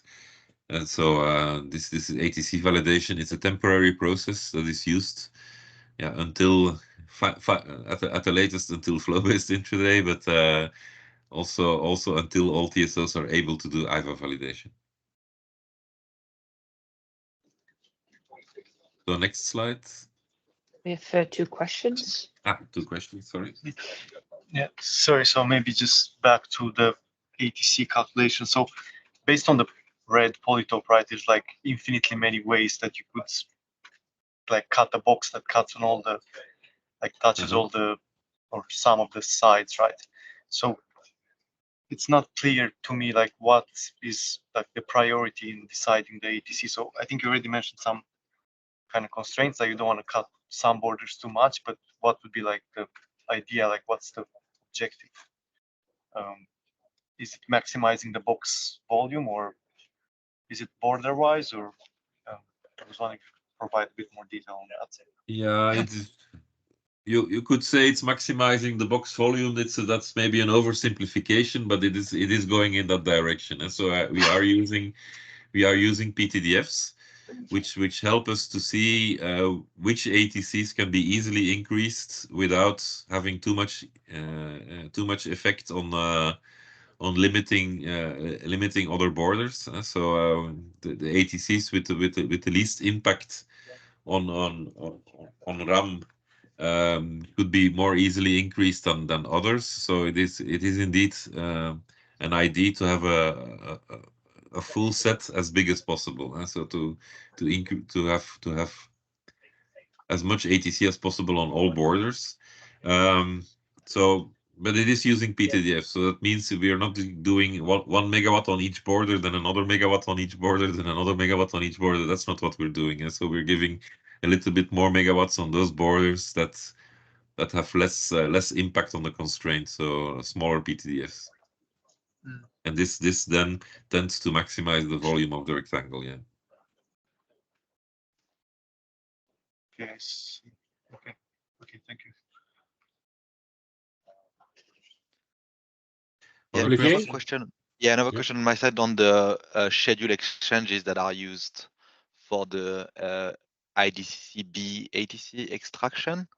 So at that time, you would also use it seems from the flowchart that you're also using the continuous trading latest results.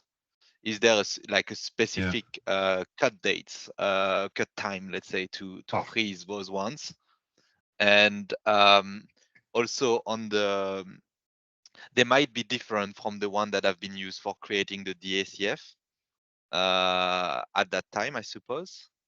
But on the publication platform of the parallel run, we just see one refprog dataset for IDCC-B. So I'm not sure whether that refprog dataset relates to what is used for creating the DACF or what is used for the ATC extraction. Yeah. If they are different, we need two datasets. That's my. It seems to me that we would miss one dataset here, isn't it? Okay. Can we move to the flowchart slide to pinpoint Back the to question? I think I know what the question is. So at the moment, of course, we don't have any intraday happening before the IDCC-B. So that means the refprog that we are going to use today and during the parallel run is still the refprog from the day ahead, from the day ahead market result. So that's not changing. But indeed, in the future, there is going to be some continuous trading. And so what we are going to use, and then difficult to say, you can see immediately that we're going to struggle with timings, because we want to use the latest possible result from the continuous trading, but we need to deliver capacities at 945. So what are we going to use? The capacity of 940, the capacity of 935, the result of market result of 940, market result of 945, 935, 930. We're a bit struggling with that. So we want to use, of course, the latest possible, and ideally, we don't want it to change anymore. But that would mean that you have to close the intraday market at that point. So But is it what is going to happen at go live, struggling. or I'm not sure I understand whether there is an intermediate phase. And this is not yet completely decided here, where when we freeze the date, the time for taking those intraday continuous exchanges, what is concretely happening at go live? At go live, at go live of IDA1. So then from that moment on, we will have non-zero capacities for IDA1, and so that we will have the allocation and the continuous trading. At that moment in time, we're going to try to take the market activity as close as possible to 940, because I know at 940 there will be the gate closure of the IDA2. But yeah, if you wait until 940 and you have to do all the processes that still need to be done afterwards, 945 is becoming very tight. So really nothing can go wrong. So yeah, we're still looking at that, what exactly we need to do. But we are going to take the market results as close as possible to the gate closure of the XBit. And so then in this case, we would need a second publication, I suppose, for what you've taken. There will be another RefProc, yes. It's not the same RefProc as the one we are seeing right now in the parallel run. It could be different. Well, let me just get things straight. There is a final flow-based computation happening before, which is using the RefProc, and this is still using the RefProc that we had before. It's just the ATC extraction that is going to use the latest possible market point. Yeah, that's the one. Which is gonna be different eventually from what you've used for constructing the DSCF. And of course, and the freezing of the continuous market is not decided yet. Whether you freeze once you've taken that snapshot, whether you freeze the continuous market to do the ITC extraction, and then you unfreeze it once done. That is decided. That is managed from the coupling project. So in MCSC, there are timings defined. I believe these also have been communicated at a certain point. I don't know by heart if it's 40 or 45, but it's frozen, and then the intraday auction is run, and then it opens again. Is it 15 or 20 minutes later? But there is this time window where it's frozen. What we need to still detail, and we will do that because we will also publish the final business process timings. What we need to still detail is it 2140 or 38, the exact minute which we will do the ATC extraction. That we are still fine tuning. But that information will be made transparent to you because we'll publish the procedure. Yeah, the time at which and it's gonna always be the same time. Once it's decided, it's not gonna be indeed, target, right? Of course, and maximize transparency on that is very important. I understand. And maybe one more design question is why have we decided to do the ATC extraction outside of the XBit platform and not continuously redoing the ATC extraction as trades are occurring on the platform?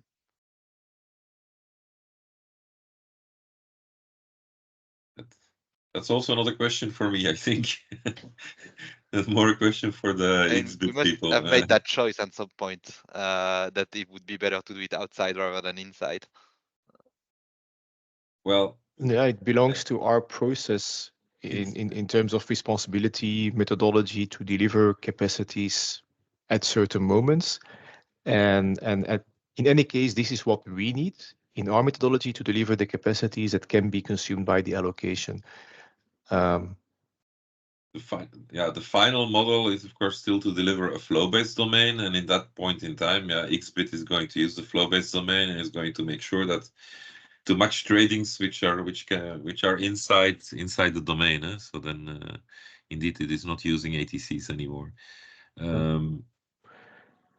So you could have an intermediate step where the ATC extraction, even if XBit is not allocating flow base, is re-extracted as each time the exchange are changing. Effectively, if the starting point is changing, the ATCs are also changed. The way you extract the ATCs. Could be an interesting idea for a next step, but we are not there yet. Let's first develop IDCC BCD and then see what we do afterwards. Yeah, and voilà, it's the broader design discussion of the whole intraday market moving to flow-based. So it may be popping up there as ID, but it's not, let's say, a capacity calculation change. We need to do this in our IDCC processes to feed SIDC. And then there is a separate design discussion on when and how we are moving SIDC altogether to flow-based. Yeah. One of the important issues not to forget is, of course, an ATC extraction takes time.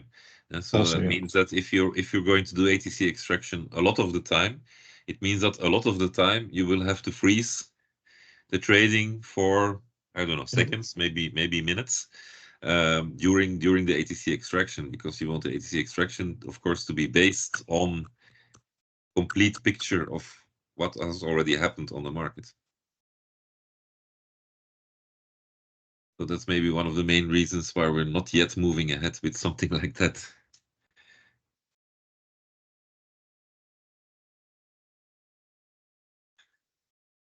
Okay, there's another hand raised, or was it an old Alexander, hand? is it still an old hand, or is it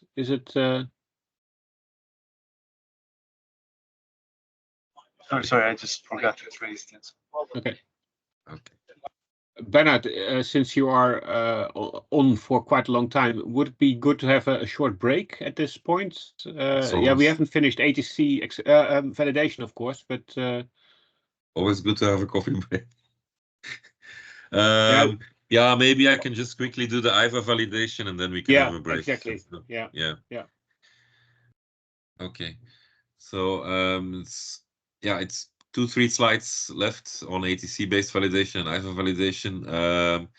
So the ATC based validation, I think I explained most of what is on this slide. So it's the second bullet. It's a simple validation complementary to IVA. Simplicity is better performance. Well, we have a challenge that we only have 40 minutes to do the validation. Doing an IVA validation requires to have it's an exact science. You need to know exactly where the constraint is, exactly how much you need to adapt to the RAM, and so there is a risk that you will not manage to do all that in time. Whereas in an ATC validation, it is much faster. You change the ATC, you see if the congestion is solved like that, and so it's a faster way, and you only have one variable instead of multiple variables. If the congestion is related to one border, of course, and if it's related to one ATC. There is a limited usage. ATC-based validation is foreseen as an exceptional measure. So it is not going to be done all the time and continuously. There has to be some significant outage, which requires to review the flow-based domain. Or there could be some IT problem, which makes it impossible to do an IVA validation, in which case you need to do an ATC-based validation. Yeah, indeed. So that's the second bullet. Transparency. This was already asked and confirmed on this slide. The same level as transparency as for the IVA, and we can use ATC-based validation for a maximum of 2 years until after go live of IDCCB. So that means that at the latest, according to this, we would stop using ATC validation in 2026. Summer 2026. Okay, next slide is IVA, I think.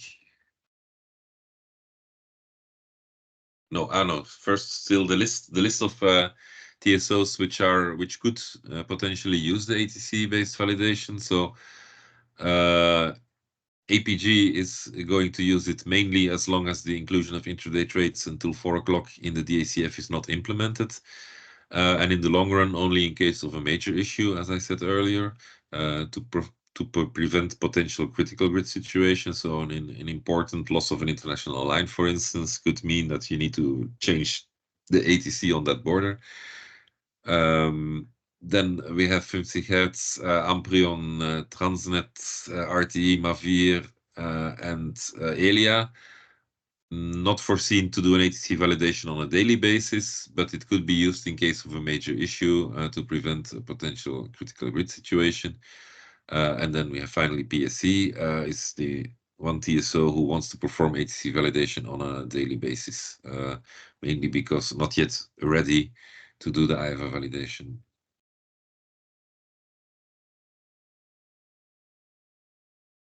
So IVA validation, well, it's the same idea as the ATC validation. So a risk is identified in the risk with the flow-based domain. After analysis of potential remedial actions, it is found that the risk cannot be eliminated, and so that a reduction of the RAM on a connect is necessary in order to avoid a critical grid situation. It is done, of course, according to Article 19.2 of the IDCCM. So the list of reasons is given there.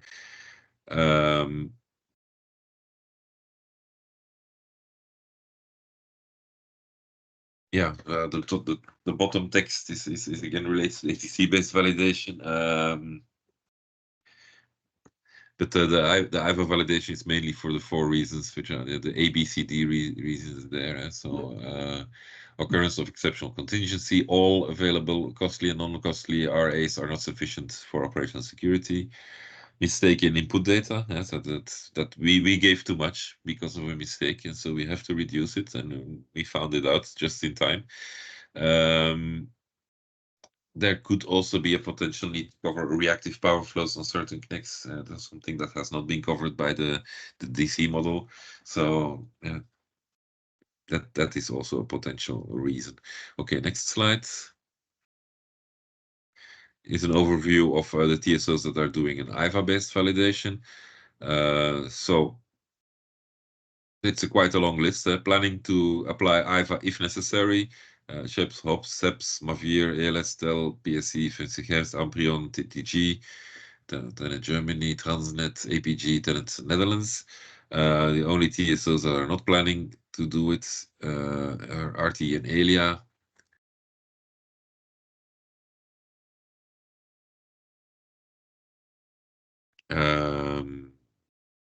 Okay, that is all I have to say about this slide. Sorry, there is text that came back that was already on one of the previous slides. So then you have it twice. That's good. Yeah, before we move to the KPIs, I think we can have a small break then. But yeah, unless there are still some questions on the ATC or IVA validation or anything else, or everybody is in desperate need of a coffee. There is a question in the chat from Rickert Nielsen. I'll spell it out. Just for clarity, what method and timing will be applied for the core-zonal ATC within core at opening of SIDC continuous trade after IDA1? So the initial capacities from 320 and continually updated based on executed core-zonal trades until the freezing at 940. So translating the question is which capacities are we using in between IDA1 and IDA2? So it's the NTCs that are delivered at 245 to the IDA1. These NTCs are not going to change anymore unless something happens in the grid. Of course, SOGL always foresees the possibility to do intraday freezing or to take away some NTC if it simply becomes impossible, if a major incident happens in the grid. But normally the NTCs do not change. And the ATCs, they are adapted each time there's a trading. You adapt the ATCs, so that is normal. So because the AACs change. So it's just as it works today. When the market opens at 10 until it closes, there is also a continuous update taking place. So it's exactly the same principle. Okay. That was it. Okay. So then let's have a short break until 11:15. Also in the chat, it is written that the freezing of the intraday gate is from 20 minutes before until 20 minutes after the IDA. So that question is also answered in the meantime. Yeah. Then the last IDCC topic on the agenda is the KPIs on IDCC A and B. So, Bernard, please go ahead. Yeah, so we still have indeed the KPIs, and I will also have some slides on potential improvements that we're already going to think about during the study, but not yet everything. We're going to keep some surprises for next meetings. So the KPIs. So the next slides indeed are showing the KPIs both for IDCC-A and IDCC-B. So yeah, these parallel runs are executed independently, as it said there, without taking into account the influences of the IDCC-A parallel run on IDCC-B. So that means that we don't yet take into account potential influences of trading that happens between 3 o'clock in the afternoon and 10 o'clock in the afternoon. This is, of course, not possible. So we have to do the parallel run without any trading until 10 o'clock in the evening. But apart from that, it is the real life process. And indeed, in reality, so the RefProc will change of the DACF. So once IDA1 goes live, so we will be using another RefProc in the DACF than the one we're using today.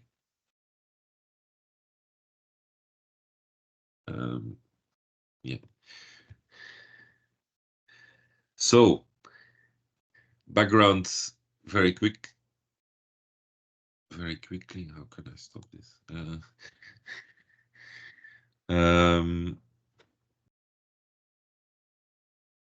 So KPIs on the next slide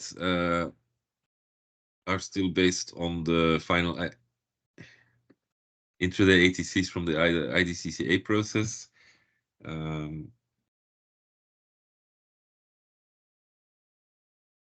IDCC-A capacities will be provided for IDA1 at 3 o'clock. And then it's important to notice that we don't have anything to compare it with except 0, because currently the core capacities at 3 o'clock are 0. So anyway, whatever we deliver in IDCC-A will be more than what we are delivering today. So yeah, it's maybe a stupid comment, but it's an important comment. So we are going to compare IDCC-B with the day-ahead leftovers that we are providing today at 10 o'clock. I don't think it makes sense to compare IDCC-A with the day-ahead leftovers because, as I said, the day-ahead leftovers are based on a whole process of the afternoon, increase-decrease process, which we don't have for the IDCC-A. So IDCC-A will, of course, deliver other capacities than what we deliver at 10 o'clock in the evening. Parameter settings, important point. So due to the fact that allocations from IDA1 are currently not yet included in the DACF models, so this is a process that is still ongoing. I'm not sure if I have a separate slide on that, otherwise I can say a word about that now. So several things for that need to be done. We need to collect all this trading information into a centralized platform. This is the ENTSO-E platform. It's an internal platform between TSOs. This platform requires that all TSOs deliver the information and that the information must match. So that means there is also a common matching process that is happening. And so the end result has to be that, of course, it's the same capacities on both sides of the border. TSOs make sure that they send in the same values from both sides of the same border, so that we end up with inputs. These inputs have then to be collected again by TSOs to use as net position in their individual grid models. These individual grid models have then to be merged again together by the RCCs to create a common grid model. So all this has to happen before 6 o'clock, and everybody has to do it. At the moment, we are following up how far the individual developments of this are going. It is too early to say that everything will be ready by June, but for now it seems that the majority of the TSOs is going to be ready. But I cannot yet say that everybody is going to be ready. And so, well, conclusion from at least one TSO, being APG, is that that as long as this is not ready, is that APG is going to provide 0 capacities at 3 o'clock in order not to risk operational security of the Austrian grid. It could be that some other TSOs would still decide the same, but for now, this is the only firm decision that we have, and also the only one which is included in the parallel run. Then in terms of parameters, you have the table of the RLTA inclusion and the RIMR-ID parameters, which are used by the different TSOs. And so there indeed you can see the 00 from APG in that table. Okay. LTA threshold is set to 1500 megawatts for the IDCC-A. And the LTA margin, LTA is between 0.01 megawatt and 1500 megawatt. PTDF threshold 0.5, RAM ID threshold 10 megawatt I already set in one of the previous tables. These are the parameters that we started with in intraday. We have decided for IDCC-A that we would not change these parameters. As you know, for IDCC-B, we have changed these parameters, but this was after extensive testing on operational security. For IDCC-A, we simply don't have time to do all this extensive testing and this extensive validation. That's why a majority of us thought it was more safe to keep the PTDF threshold and the RAM ID threshold where they were initially when we developed the ID methodology. There's a question from Jérôme, Bernard. Yep. Yes. Yep. Thank you. Can you please explain a bit more on why a TSO has a right to provide 0 capacity at 15 o'clock? Well, there is a derogation that is still foreseen in the CCM that says that up to 6 months after the go live, we are still allowed to deliver 0 capacity. So it's using the derogation. This derogation is supposed to become obsolete when this new intraday capacity calculation is live. So I understand there was this derogation until this IDCC would go live. So which is why while intraday continues open at 15 and officially cross-border also open at 15, we still have 0 capacity at 15 o'clock. So this is for me, this derogation, but I thought this derogation would become obsolete once this new intraday capacity calculation would go live. Maybe Zoran, you can enlighten us, because you know what has been written on your end in the official decision. We haven't seen that yet, but can you clarify this part? Please repeat the question. Sorry. So the question is about the derogation that was there 6 months after the go live that allows the TSO to put 0 capacity on its borders for the opening of the intraday market. Well, I don't want, yeah. Yes, well, let me think. So we haven't changed this recently, so it's a possibility to still deliver zeros until there is no either one. Talking about that? Mm-hmm. Yeah. Yeah. So the question is, until when? Now in the decision that was taken, until when is the provision of zeros allowed? Is it 6 months after the go live of the capacity calculation, or is it until the IDA go live? I think it's until either go live, but let me check. I will put it in the chat. Okay, thank you. Yeah. So if it's the case, so none of the TSO should be allowed to provide 0. Is this correct? Should at least provide the leftover of the day.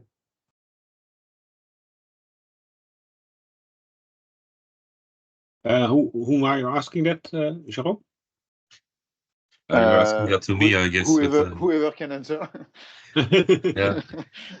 I think Zoran is looking it up, so he'll come back to it in the chat. First of all, indeed, you're checking the derogation, and the second step is that, well, of course, there is still the ADC validation step, which which allows a TSO to reduce capacities if it is necessary for operational security. So that's the next step that you couldn't always as it is written in the first bullet under parameter settings. The APG sees no other possibility in order not to risk operational security. So this is can also be seen as an ATC reduction out of the ATC validation phase. And then it is not the derogation that is used.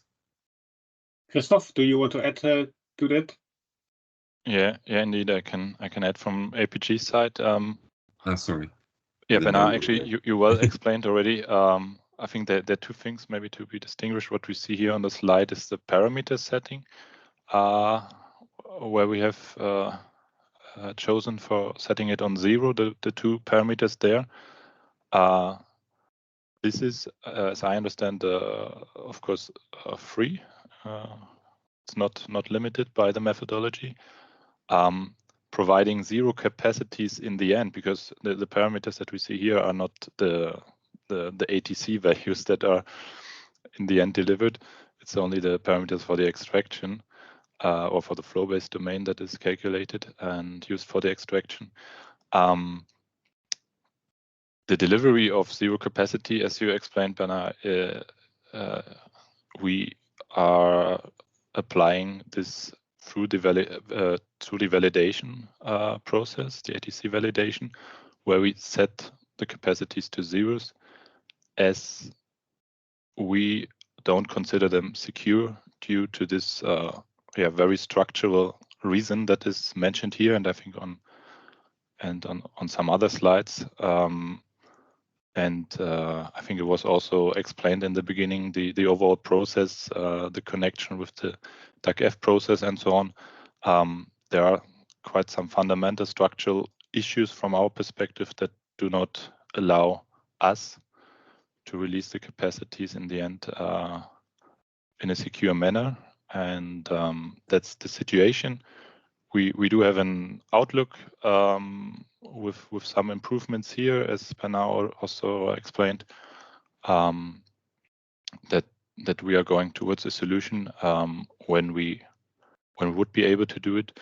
But so far, we do not expect this already at go live. It's of course always assessed where we are, but as we cannot expect it for the go live in June, we have also already set this kind of procedure into the parallel run to provide most realistic results for the parallel run as we can from today's perspective.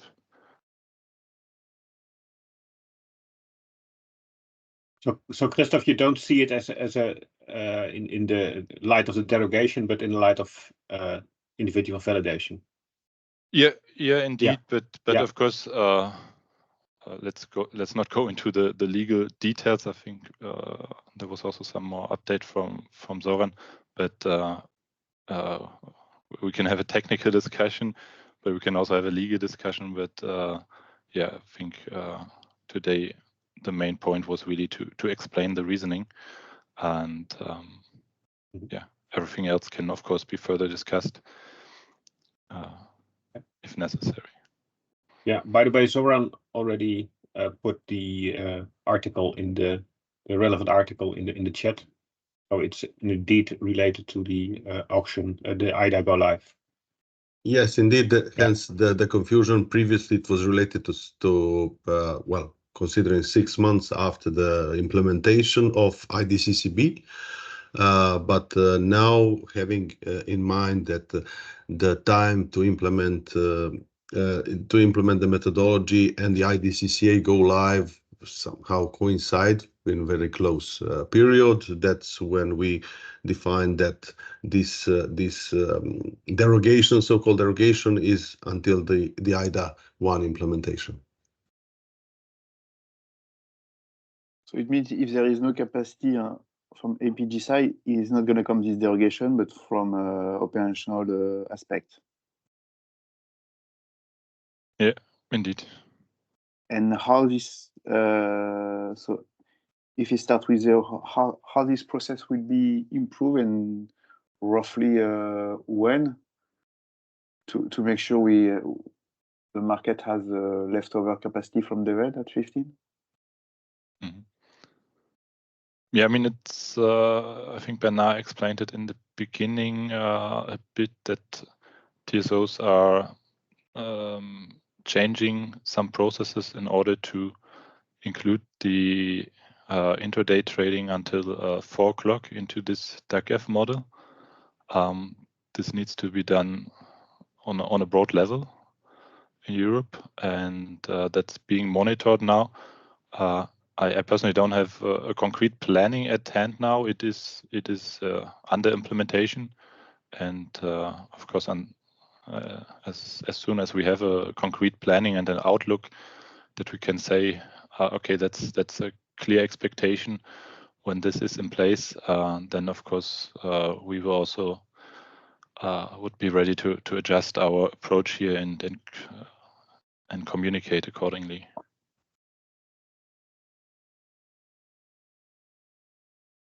Okay. Thank you for this clarification. I think it helped. No more questions? There's a comment in the chat from Baptiste van den Ten. Are those intraday parameters that have been used and not changed since the beginning of the parallel run? I don't get the point. Baptiste, could you say something on your comment?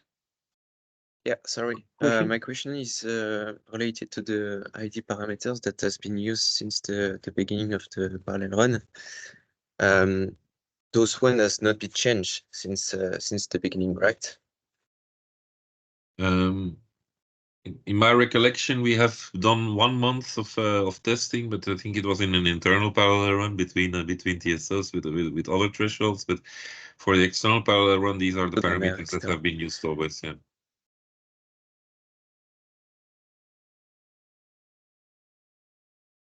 Sorry, my connection. Sorry. Yeah, the answer is yes. These parameters have always been used for the external parallel run. Okay. Thanks.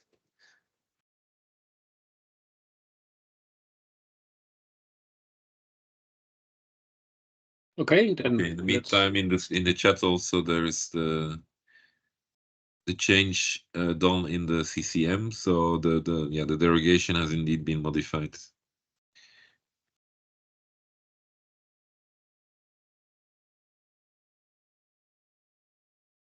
Okay, then we can proceed, Bernard. Yeah, let me just close the chat first. Okay, so then we move to the figures. These are the actual results of the external parallel run. So IDCC-A results. These are running from since the 8th of December until we delivered the slides. So that's 5th of February. We had the last results that could be included in the slides. So zero ATC values happen quite often in IDCC, I have to say, and of course on 8 borders they are always 0.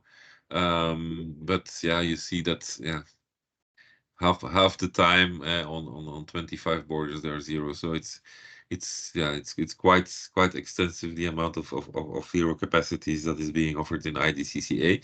But yeah, I will always say, repeat it maybe just one last time.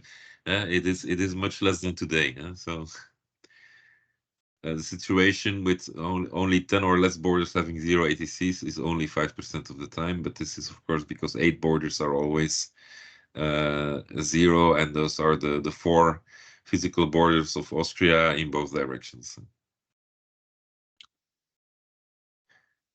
Okay, next slide gives you in border per border. The result is you have the mean positive intraday ATCs on each border, as you can see. So on average, for the core region, it's it's still quite a lot. It's more than 1,000 on average, and because One of the reasons being, of course, that one of the borders is at 4,000 average capacity, but you also see, of course, all the borders which are at 0. So this is the mean positive intraday ATC.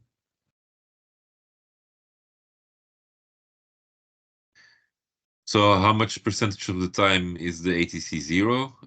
Yeah, quite a lot. Many borders have more than 50% of the time 0. The frequency of 0 ATC is in the range from 14 to 82%.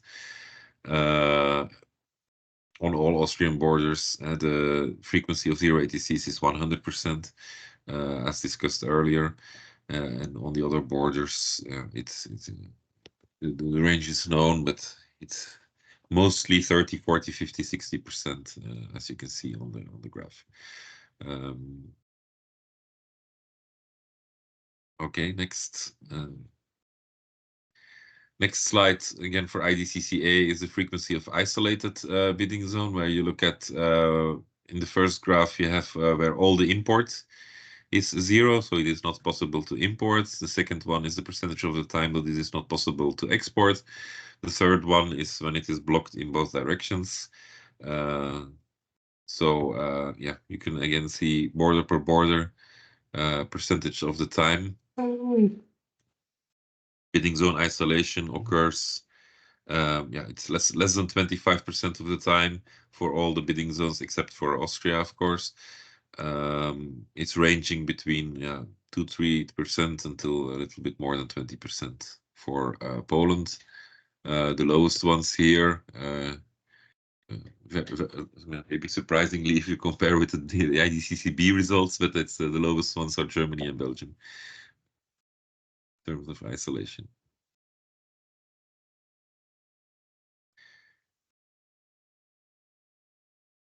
So in terms of what was done on ATC validation in IDCC-A, well, it's not yet done. So there is no ATC-based validation has been applied during the IDCC-A external parallel run at the moment, except of course for the 0 being put by APG. And there is no IVA validation for IDCC-A, in case you have a question on that. So that is the results from IDCC-A. I let that sink in for 1 second, and then I move to IDCC-B. Is there a question? No question? Okay. Yeah, and it's raised. It's gone. It's back. Yeah, it's me, Martin Wolfert. I was going to ask a question on the Austrian situation there with the IDCC-A, given that there cannot be any capacity. What is the impact on the other borders, and is there not any solution for this that you have tried to find, or because this is at the start obviously not a really suboptimal solution, not having any ATCs for Austria in the IDCC-A. Well, the impact on the other borders is maybe not surprisingly, or maybe surprisingly, I don't know. It's positive. So that's what I explained when I explained the ATC extraction. If you put 0 on some borders, you create more space on other borders, and so the rectangle becomes bigger on other borders. So that is the effect that we currently see. It's not a big increase, but there is if you would have ATCs on the Austrian border, the ATCs on the other borders would be slightly smaller on average. I don't know if this is an answer to your question. Yeah, that is an answer as well, indeed. Thanks. Okay.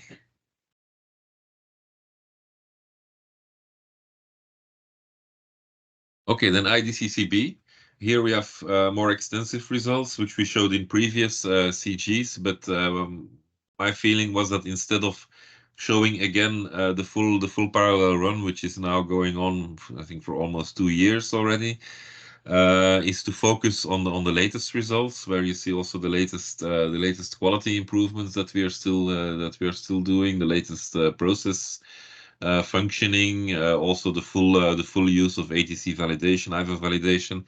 So this is really even more representative for go live as what we've previously done, although what we previously did was also representative, but of course we're always getting closer to go live, and I think it's relevant to look at results from the last 3 months.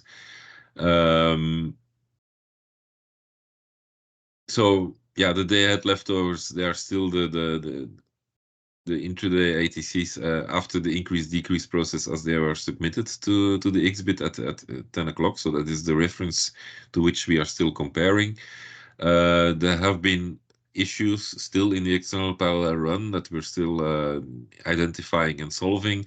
One day had to be excluded from the results because it was really not representative, and it was not possible to make it representative, which was the 15th of February. It is not because it was a bad day; it's a pure IT reason. Yeah,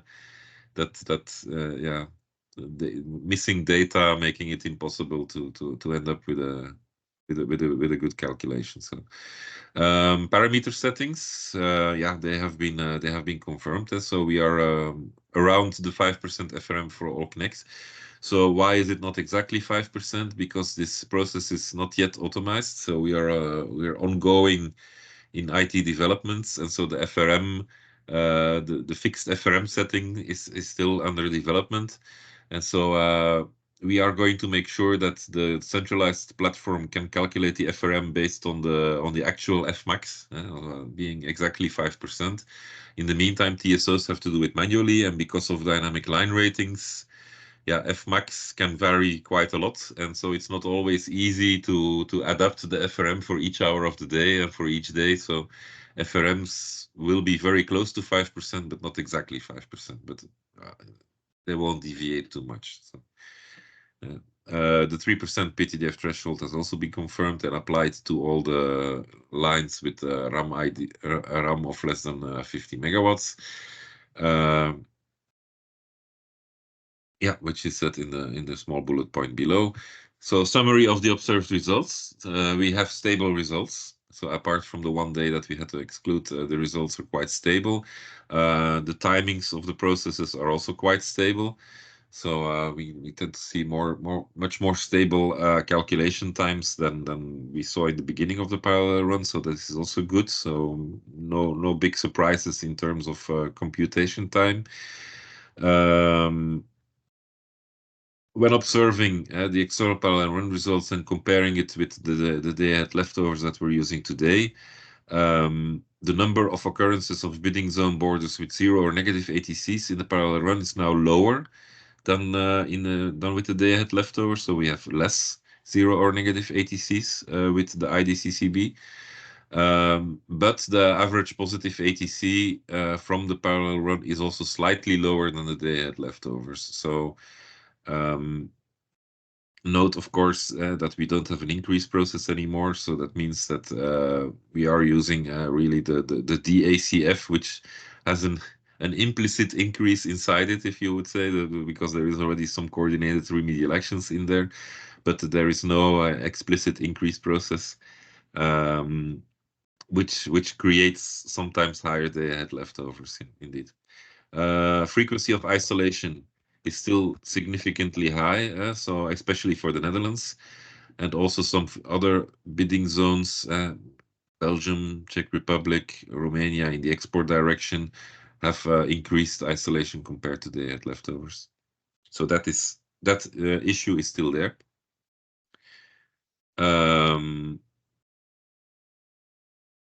When evaluating the results of the last 3 months, so what can we say? Well, there's only a few business days where there is a high number of timestamps with empty domains and a high percentage of ATCs lower than 0. So we see a decrease in the number of negative ATCs, and we see very much a decrease in the number of empty domains.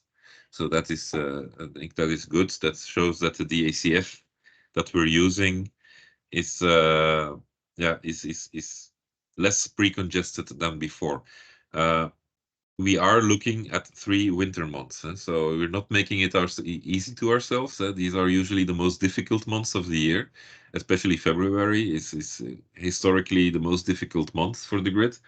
So we are looking at the most difficult months, and still we see less empty domains. So this is encouraging for the go live. This is shown also in this graph where you see the red curve, which is the parallel run. Is most of the time we can deliver more ATCs on the borders than with the day-ahead leftovers, but some smaller percentage of the time, indeed, you have to put more borders to 0. But the tipping point is now at 30%. So 70% of the time, the parallel run is better than the day-ahead leftovers, and 30% of the time, the day-ahead leftovers delivered more.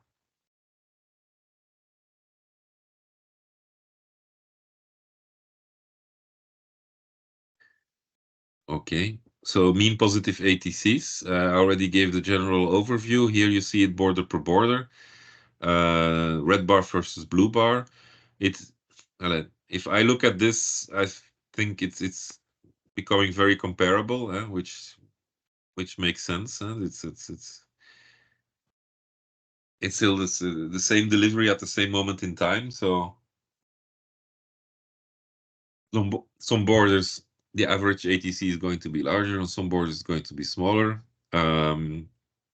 What I do see, maybe I'm mistaken, but maybe I'm being too optimistic, but on the borders where the blue bars were very small, the red bars are bigger. So the smallest red bar is larger than the smallest blue bar. We have a question from Jerome. Yes.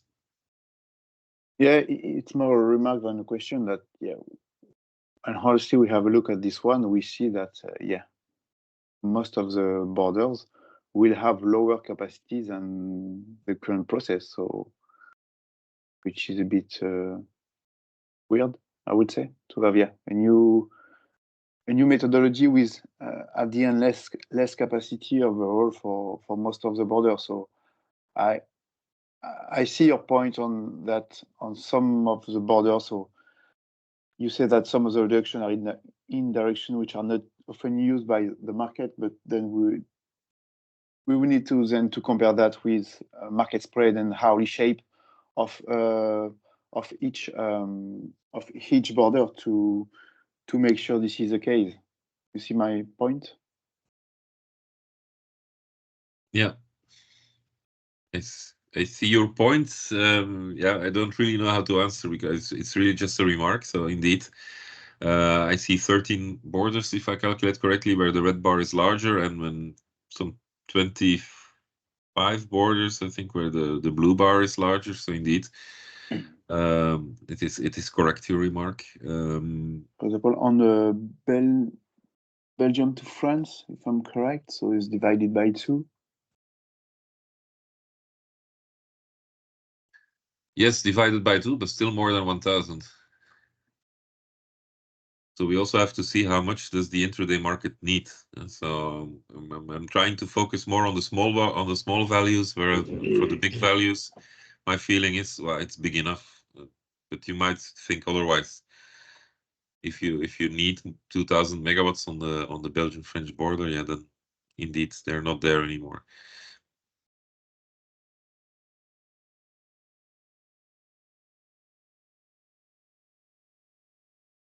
But our feeling is still that well, most market activity is still in day ahead, and intraday is still the corrective market. But I know that we're going to shift more and more towards intraday, so these capacities will become more and more important. Okay, but we're also coming later on to some improvements that we're still thinking about. So, but I take your comment. I remember last year in CG that we also had a reflection on the KPIs. In essence, that the trends haven't changed compared to what we've shown there. Maybe someone disagrees. But we also said that the most critical impact to look at is the bidding zone isolation. So we also have KPIs on there, and it's more important to have borders open than having more capacity on borders that are already open. And that's also the way how the intraday ATC algorithm, etc., is being set up to make sure that not every pre-congestion is impacting all the borders in the ATC extraction. So we have some buffers built in, mainly focusing on reducing the bidding zone isolation as much as possible, and not on maximizing capacities on individual borders. So that's also part of a trade-off here. So we can look into the bidding zone isolation KPI to Certainly, yeah. But okay, we do have time. I can stay 1 minute on the next slide and then move to the bidding zone isolation, because I want to show the positive message, which is this slide, which is the reduction of the amount of negative or zero ATCs. So this is, I'm not sure this is a new message, but I think it's also something that we want to say. What is important is how much of the time is the capacity zero. Well, with this methodology, the amount has decreased. So IDCCB is decreasing the amount of the of zero and or capacities on borders on average. And I don't think I can say that the red bars are for most of the borders higher than the blue bars. I think here it's the spread is much more equal. Okay, so that is for this one. And then the next one is a summary, which is the bidding zone isolation, where you can see when a bidding zone is isolated for import, so it is not possible to import into the zone. The second one is when it is not possible to export. And the third one when it is blocked in both directions. So I think the big differences are on the import side, where you see that Belgium, Czech, France, Netherlands, Poland, Romania also, too small, Hungary, have bigger red bars on the import side. So we see quite a lot of import being blocked towards different bidding zones. On the export side, it's a little bit more comparable, but although some red bars are still larger. Belgium, Netherlands, Romania, Slovakia. And then the last one, which is the final big indicator, is bidding zone isolation in both directions, where we now see different bidding zones popping up. So for around 5% of the time, we have Belgium, Czech Republic, Poland, and Romania, and 15% of the time for the Netherlands.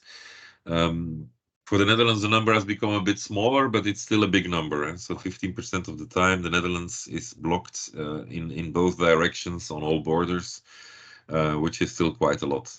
So and then which also from our side, on TSO side, we consider as too much. So we are going to look into ways to try to reduce this.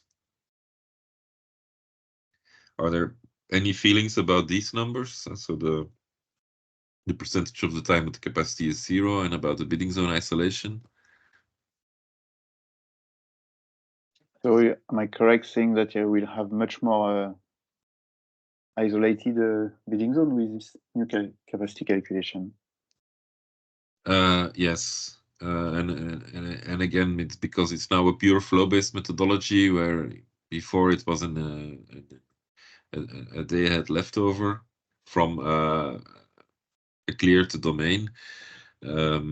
So yeah, with the pure flow-based methodology, you have the risk indeed to close borders in both directions. I have an explanation slide on that, which you don't really have with the day ahead leftovers.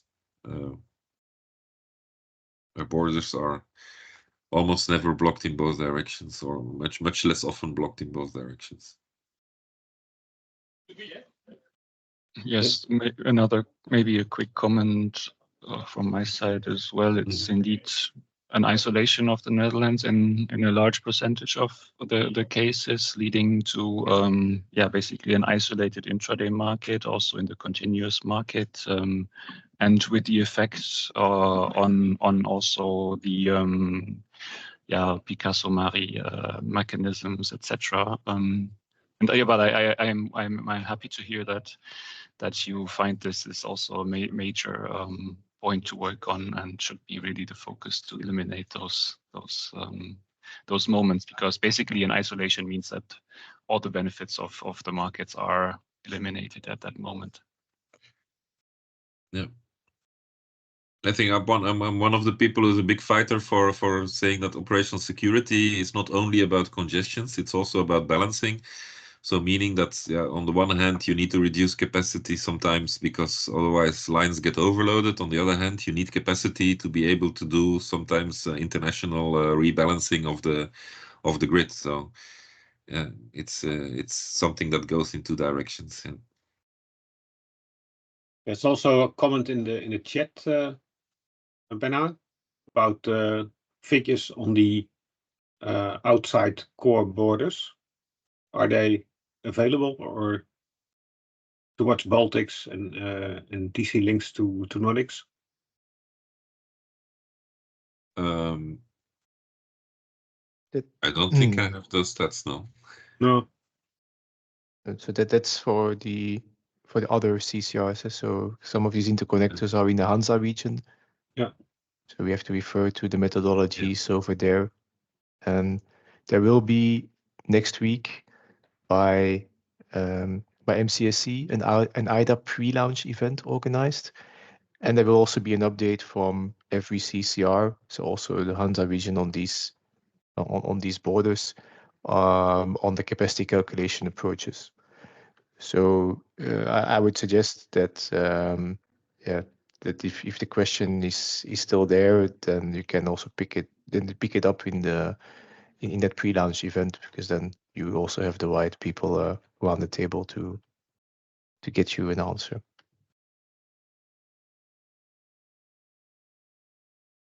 Okay, let's proceed with the intraday. Okay. So yeah, before I come to potential improvements, first two final statistics. The number of IVA interventions that have been done.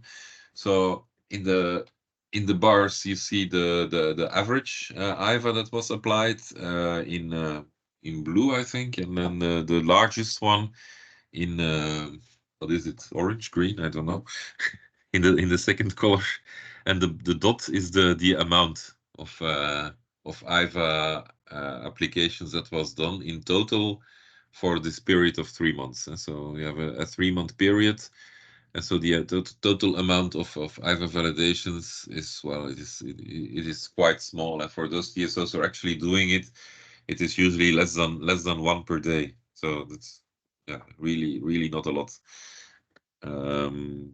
When it is done, it can be quite large, but it is not done often. So these are the statistics from 25th November until 25th of February. Same statistics for ATC validation, but in another format. In a table, and again TSO per TSO. So there's 5 TSOs that have done an ATC validation, mainly when it was not possible to do IVA validation. The border on which it was performed, the average ATC maximum ATC difference in percentage also on average, and the number of times it was applied. So the number of times it was applied, again, it's for 3 months, so 90 days. Number of applications is always below 90, so it's always less than 1 per day in terms of ATC reductions. Here you have them in a graphic form, indeed.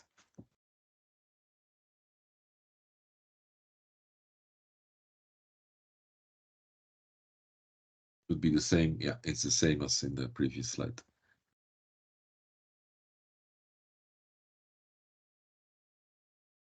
Okay.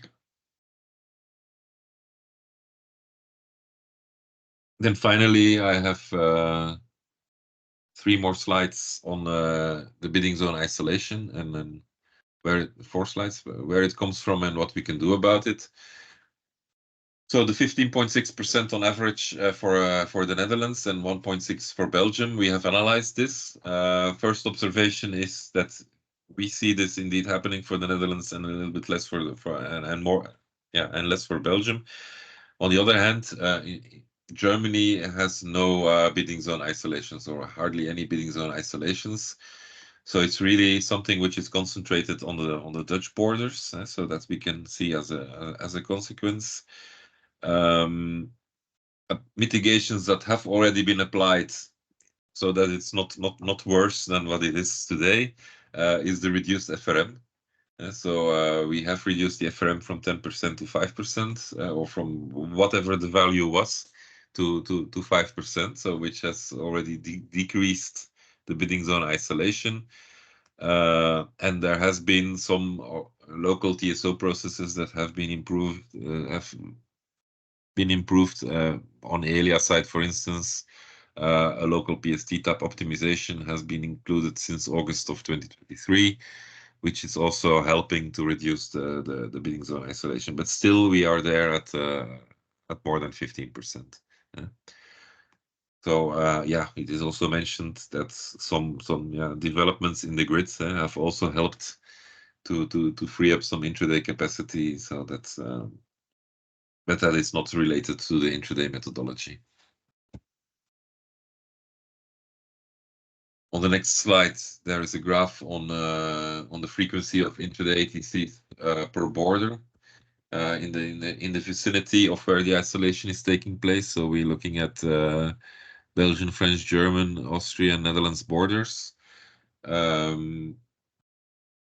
do you see? Well, you see indeed that BENL, DEBE, DEFR, NLBE, they are quite small, so the percentage of the time that the intraday ATCs are higher than 0 on these borders. What you see is that indeed it is sometimes on the borders in both directions, especially for Netherlands, Belgium, and France, Germany.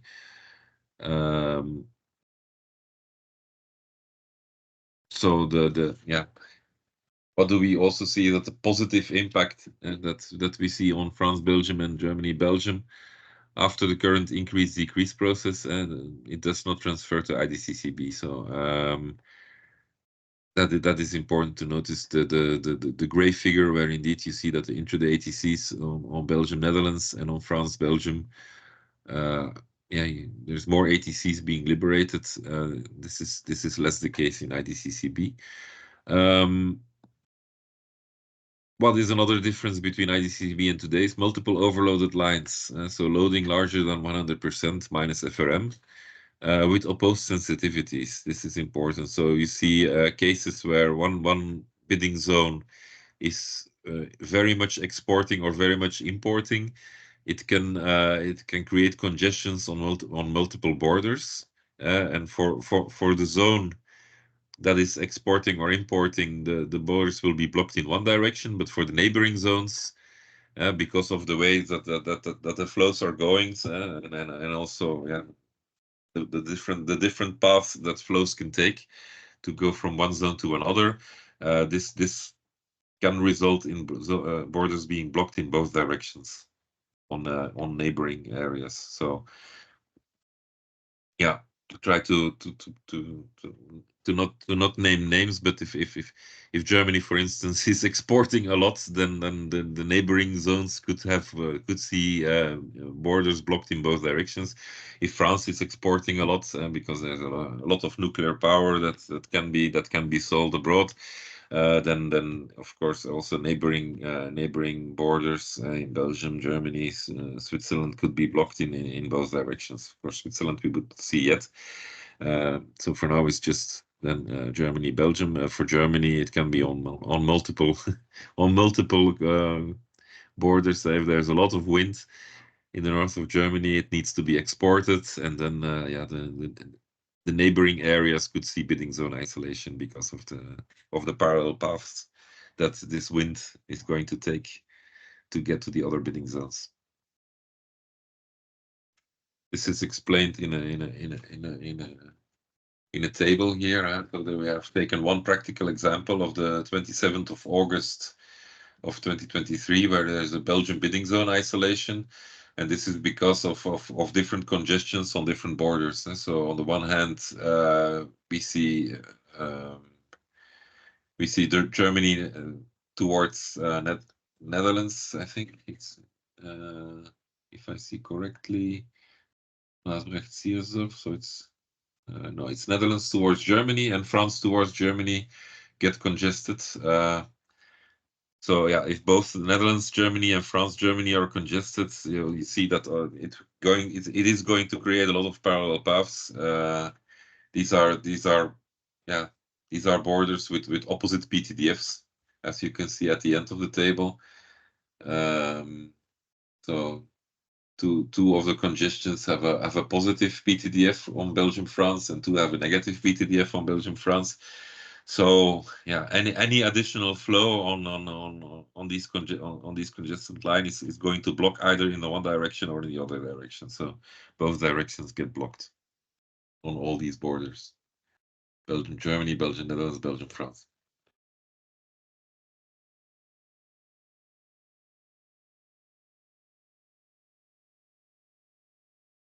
Okay, maybe the most important slide. So this is to show that we do care about this, and so this is something that we decided we want to have a closer look at, and so it's also confirmed by the Acer decision, of course, that we want to have a decision, a study, and then a decision on what we can still do to improve, and especially to reduce the bidding zone isolation.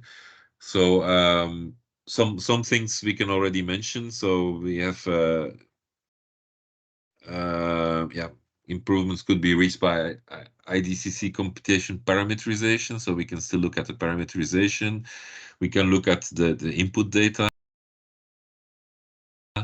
Of course, we can look at grid reinforcements, but these are out of scope of the IDCC process. It has been mentioned in the Acer decision that we should also look at bidding zone configuration, but this is certainly also out of scope of the IDCC process. But so there's plenty of things that we could look at, but there's also things that we can look at in IDCC, and we want to look at things that we can influence from IDCC project team side, and so on the capacity calculation methodology and then on the input parameters. So one thing that we have done is the DC rebalancing logic. We are still in a process where, of course, we have an AC grid, but the final calculation is done on a DC load flow without losses. And so, yeah, if you're doing a final calculation without losses, yeah, you need to know what to do with the losses. And so we have now implemented a way where the loss compensation is kept more on a local level. So it is not distributed anymore over the whole grid, but it is kept inside each bidding zone. And this helps to improve the quality of the results. So we did extensive testing before we implemented it. And so after the testing proved that there wasn't any improvement in the calculation results, we have put this into operation as of the 23rd of February. So you cannot see it yet in the KPIs, but we will be able to see in the coming months if this actually helps the ATCs that are being delivered. It is helping certainly in having a calculation results which is closer to reality. So this is always the purpose, of course, to end up with the calculation results closer to reality. Continue monitoring the bidding zone isolation and looking at the cases where it happens and see where it is coming from. If it is a data issue, if it is a remedial action issue, if there is something that can be done about it. We mentioned, of course, the additional IDCC computations. So we are looking forward to IDCC as soon as possible. That will certainly improve also what is being done, because it will include all the coordinated remedial actions. and continue investigation and improvement on IGM creation. We had a brainstorming last week with the IDCC project team in Zagreb. We had a physical meeting, and so plenty of ideas came out. It is much too early to say anything about it, but there are promising ideas that we can further look at. So what we propose is to have a follow-up session. I think for now we have planned it on the 6th of May. This is on the one hand to look at the final go live status and see what we can already say on further improvements on that moment in time. So, but know that we are thinking about this quite a lot. It's taking up a significant percentage of the time now of the experts. Of course, all the rest of the time is going towards ensuring the go live now in May, but we are already thinking about further improvements. Olivier, do you want to ask a question? Yeah, I have a few questions on that Dutch border isolation and Dutch and Belgian border isolation, mainly I think related to the phase shifter. So I think we all know that all of those borders are well equipped with phase shifters. The Dutch-German border, the Dutch-Belgian border, and it was already mentioned that LEI is trying to do something about it through the phase shifter, like to limit the isolation through the use of the phase shifter. So there is several questions I have related to that. The first one is a transparency question. In the day-ahead process, we do have the phase shifter, the tap position of the phase shifter that are used for the flow-based domain calculation. And here on the intraday parallel run IDCCB, we don't see that yet. LEI is trying to do something about it. So it means that basically, as the result will have, as it has been implemented in the middle of the parallel run, we can't really understand why the results are better after that LEI improvement, because we don't see the tap positions. So I think, is it considered for market parties to get some transparency on those tap positions, because that seems to be a quite key element of the solution for making it less isolated, and we need to understand like how this is unfolding somehow. Then I think the second question on the phase shifter is, there was always that idea that as we are closer to the delivery with the intraday, we could allow more tap position to be optimized versus day ahead. So is it in the LEI improvement? Is it something that is already in part of it, like that LEI is trying to provide more tap position than in day ahead in these interim solutions? And maybe the final question is, I know that there is not enough time to perform that NRAO optimization. It seems to be much, in IDCCB, it seems to be mainly a timing constraint.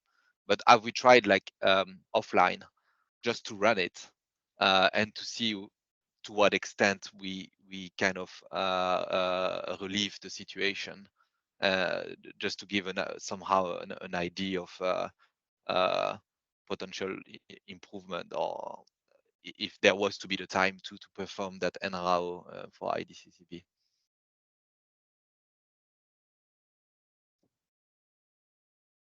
Okay, thank you for all the questions, but I'm not sure if I have a lot of of answers to give today. You can write them down, but I see hands raised. Maybe Steve had a hand raised in the middle of the questions. Maybe for giving an answer, or yeah. I'll start with the bigger picture, and then I'll let Ruud pick up the question on PSTs if still needed afterwards. So what we are seeing here is a challenge that we started with introducing, the challenge of parallel processes and the fact that we take a CGM which still has pre-congestions inside, right?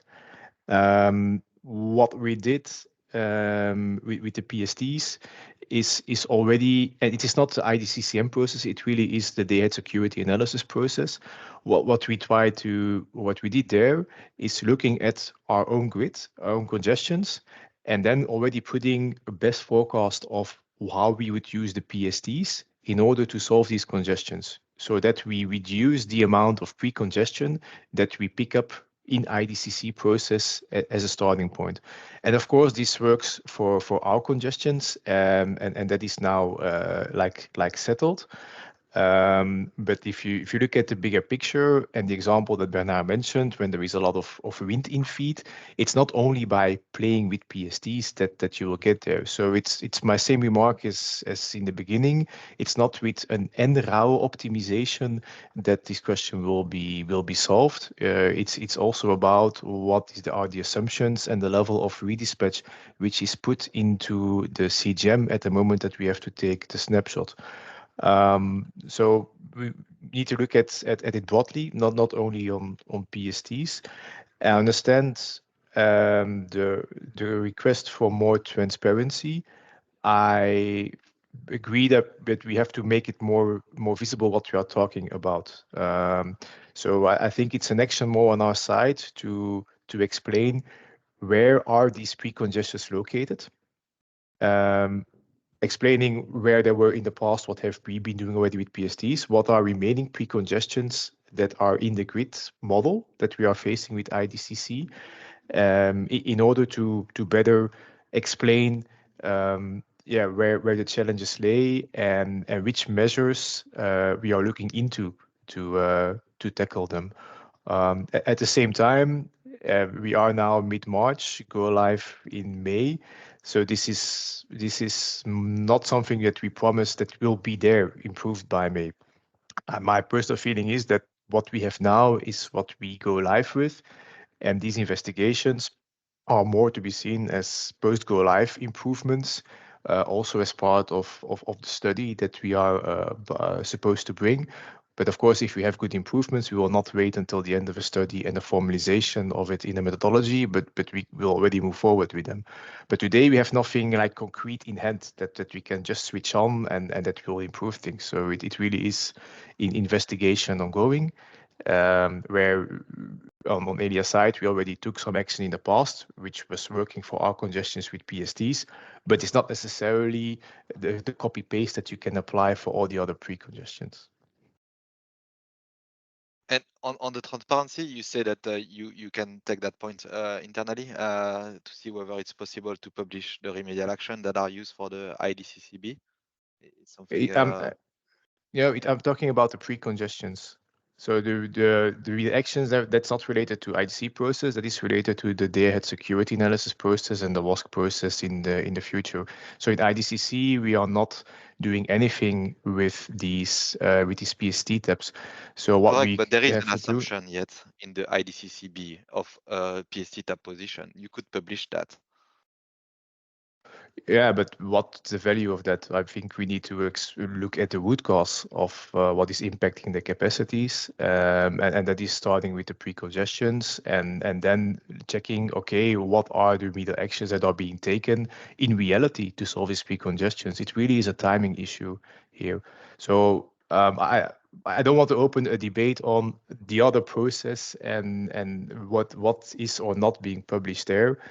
For me, we have to focus on the understanding of the pre-congestions and the possibility to deal with them in a better way that we are doing now. Whether or not we publish something out of the security analysis process is not going to change the capacities that you see here.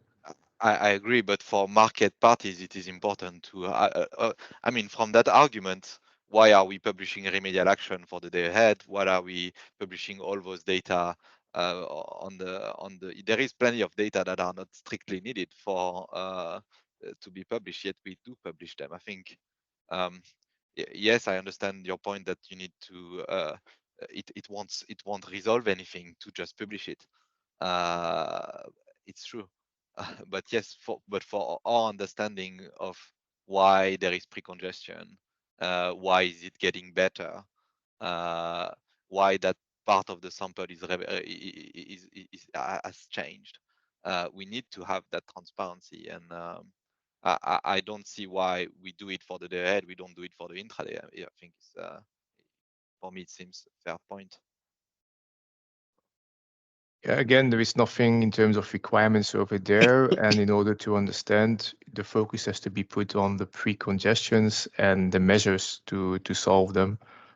So in terms of examples and so forward, that can also always be provided, but you're more talking about creating transparency from the operational security process, which for me is a different debate than what we are doing here with IDCCM. It's not regulated, so we want to keep our focus on what we can use effectively for the intraday capacities and what we can do effectively to create transparency about it.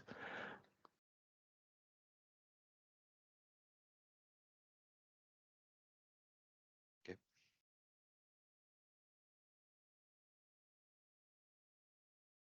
So I suggest that we still take the action point to work on the transparency around the pre-congestions. That's a fully valid request from your side, Olivier. And then we have the next session on the 6th of May. So I think that's a good occasion to come back on this action point already. Okay.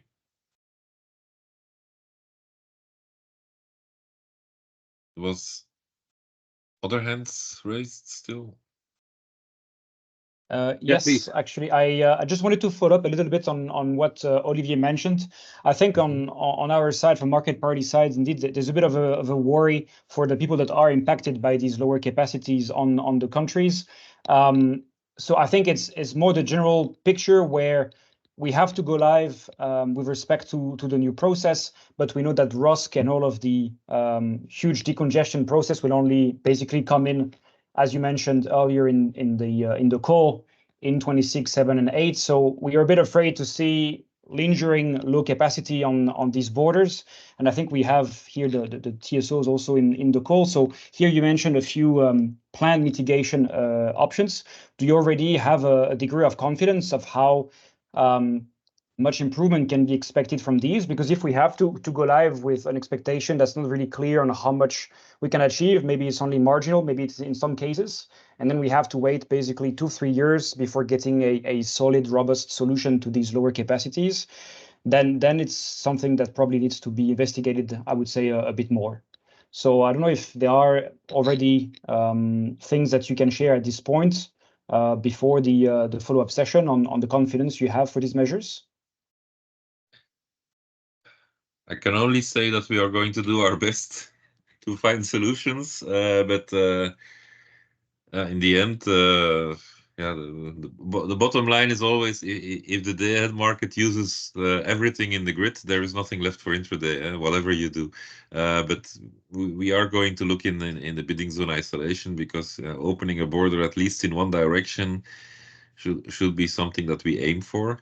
Opening it in both directions, I think that's an illusion in many cases. When the day ahead has fully used all the available capacity, then it is gone at least in one direction. Well, I think the capacity cleared in the day ahead is certainly one thing, but in this new paradigm shift, like was explained before, it's a trade-off where we say we remove the virtual capacity, but we will decongestion the network prior to recomputing it.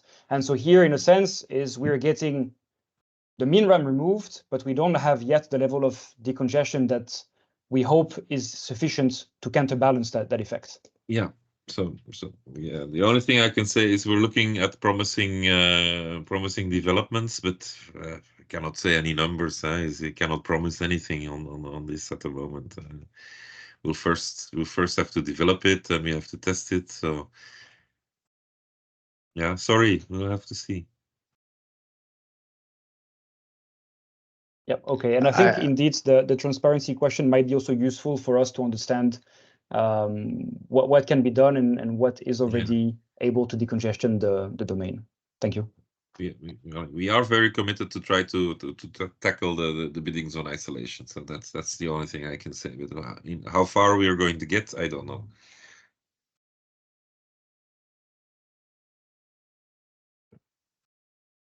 But it's important that the expectations are set in the right way. So that's why I said don't expect this by go live. It's a study. It's changing operational processes. So that's not with a snap of the finger.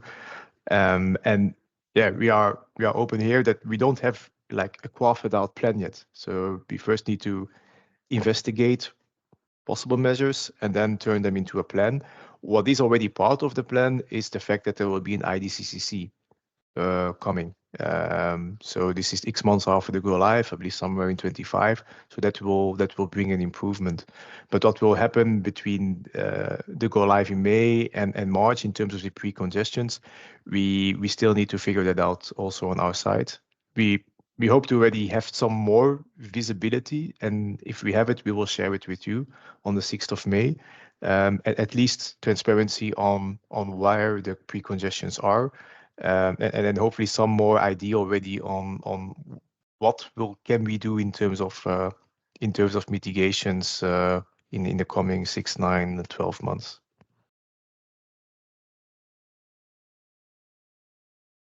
Thanks. Okay. But thanks a lot for raising your Thanks. questions and feedback on it. It confirms also the sentiment that that we had, that this was the most important impact still to look into, but it's not of this order of magnitude that it would block a go live in that sense, because in essence we are out to go live now with the decision and with the methodology. We are out to provide also the capacities to the IDAS. But we are fully aware that we need to also work on this point, and our work doesn't stop at the go live, that's for sure.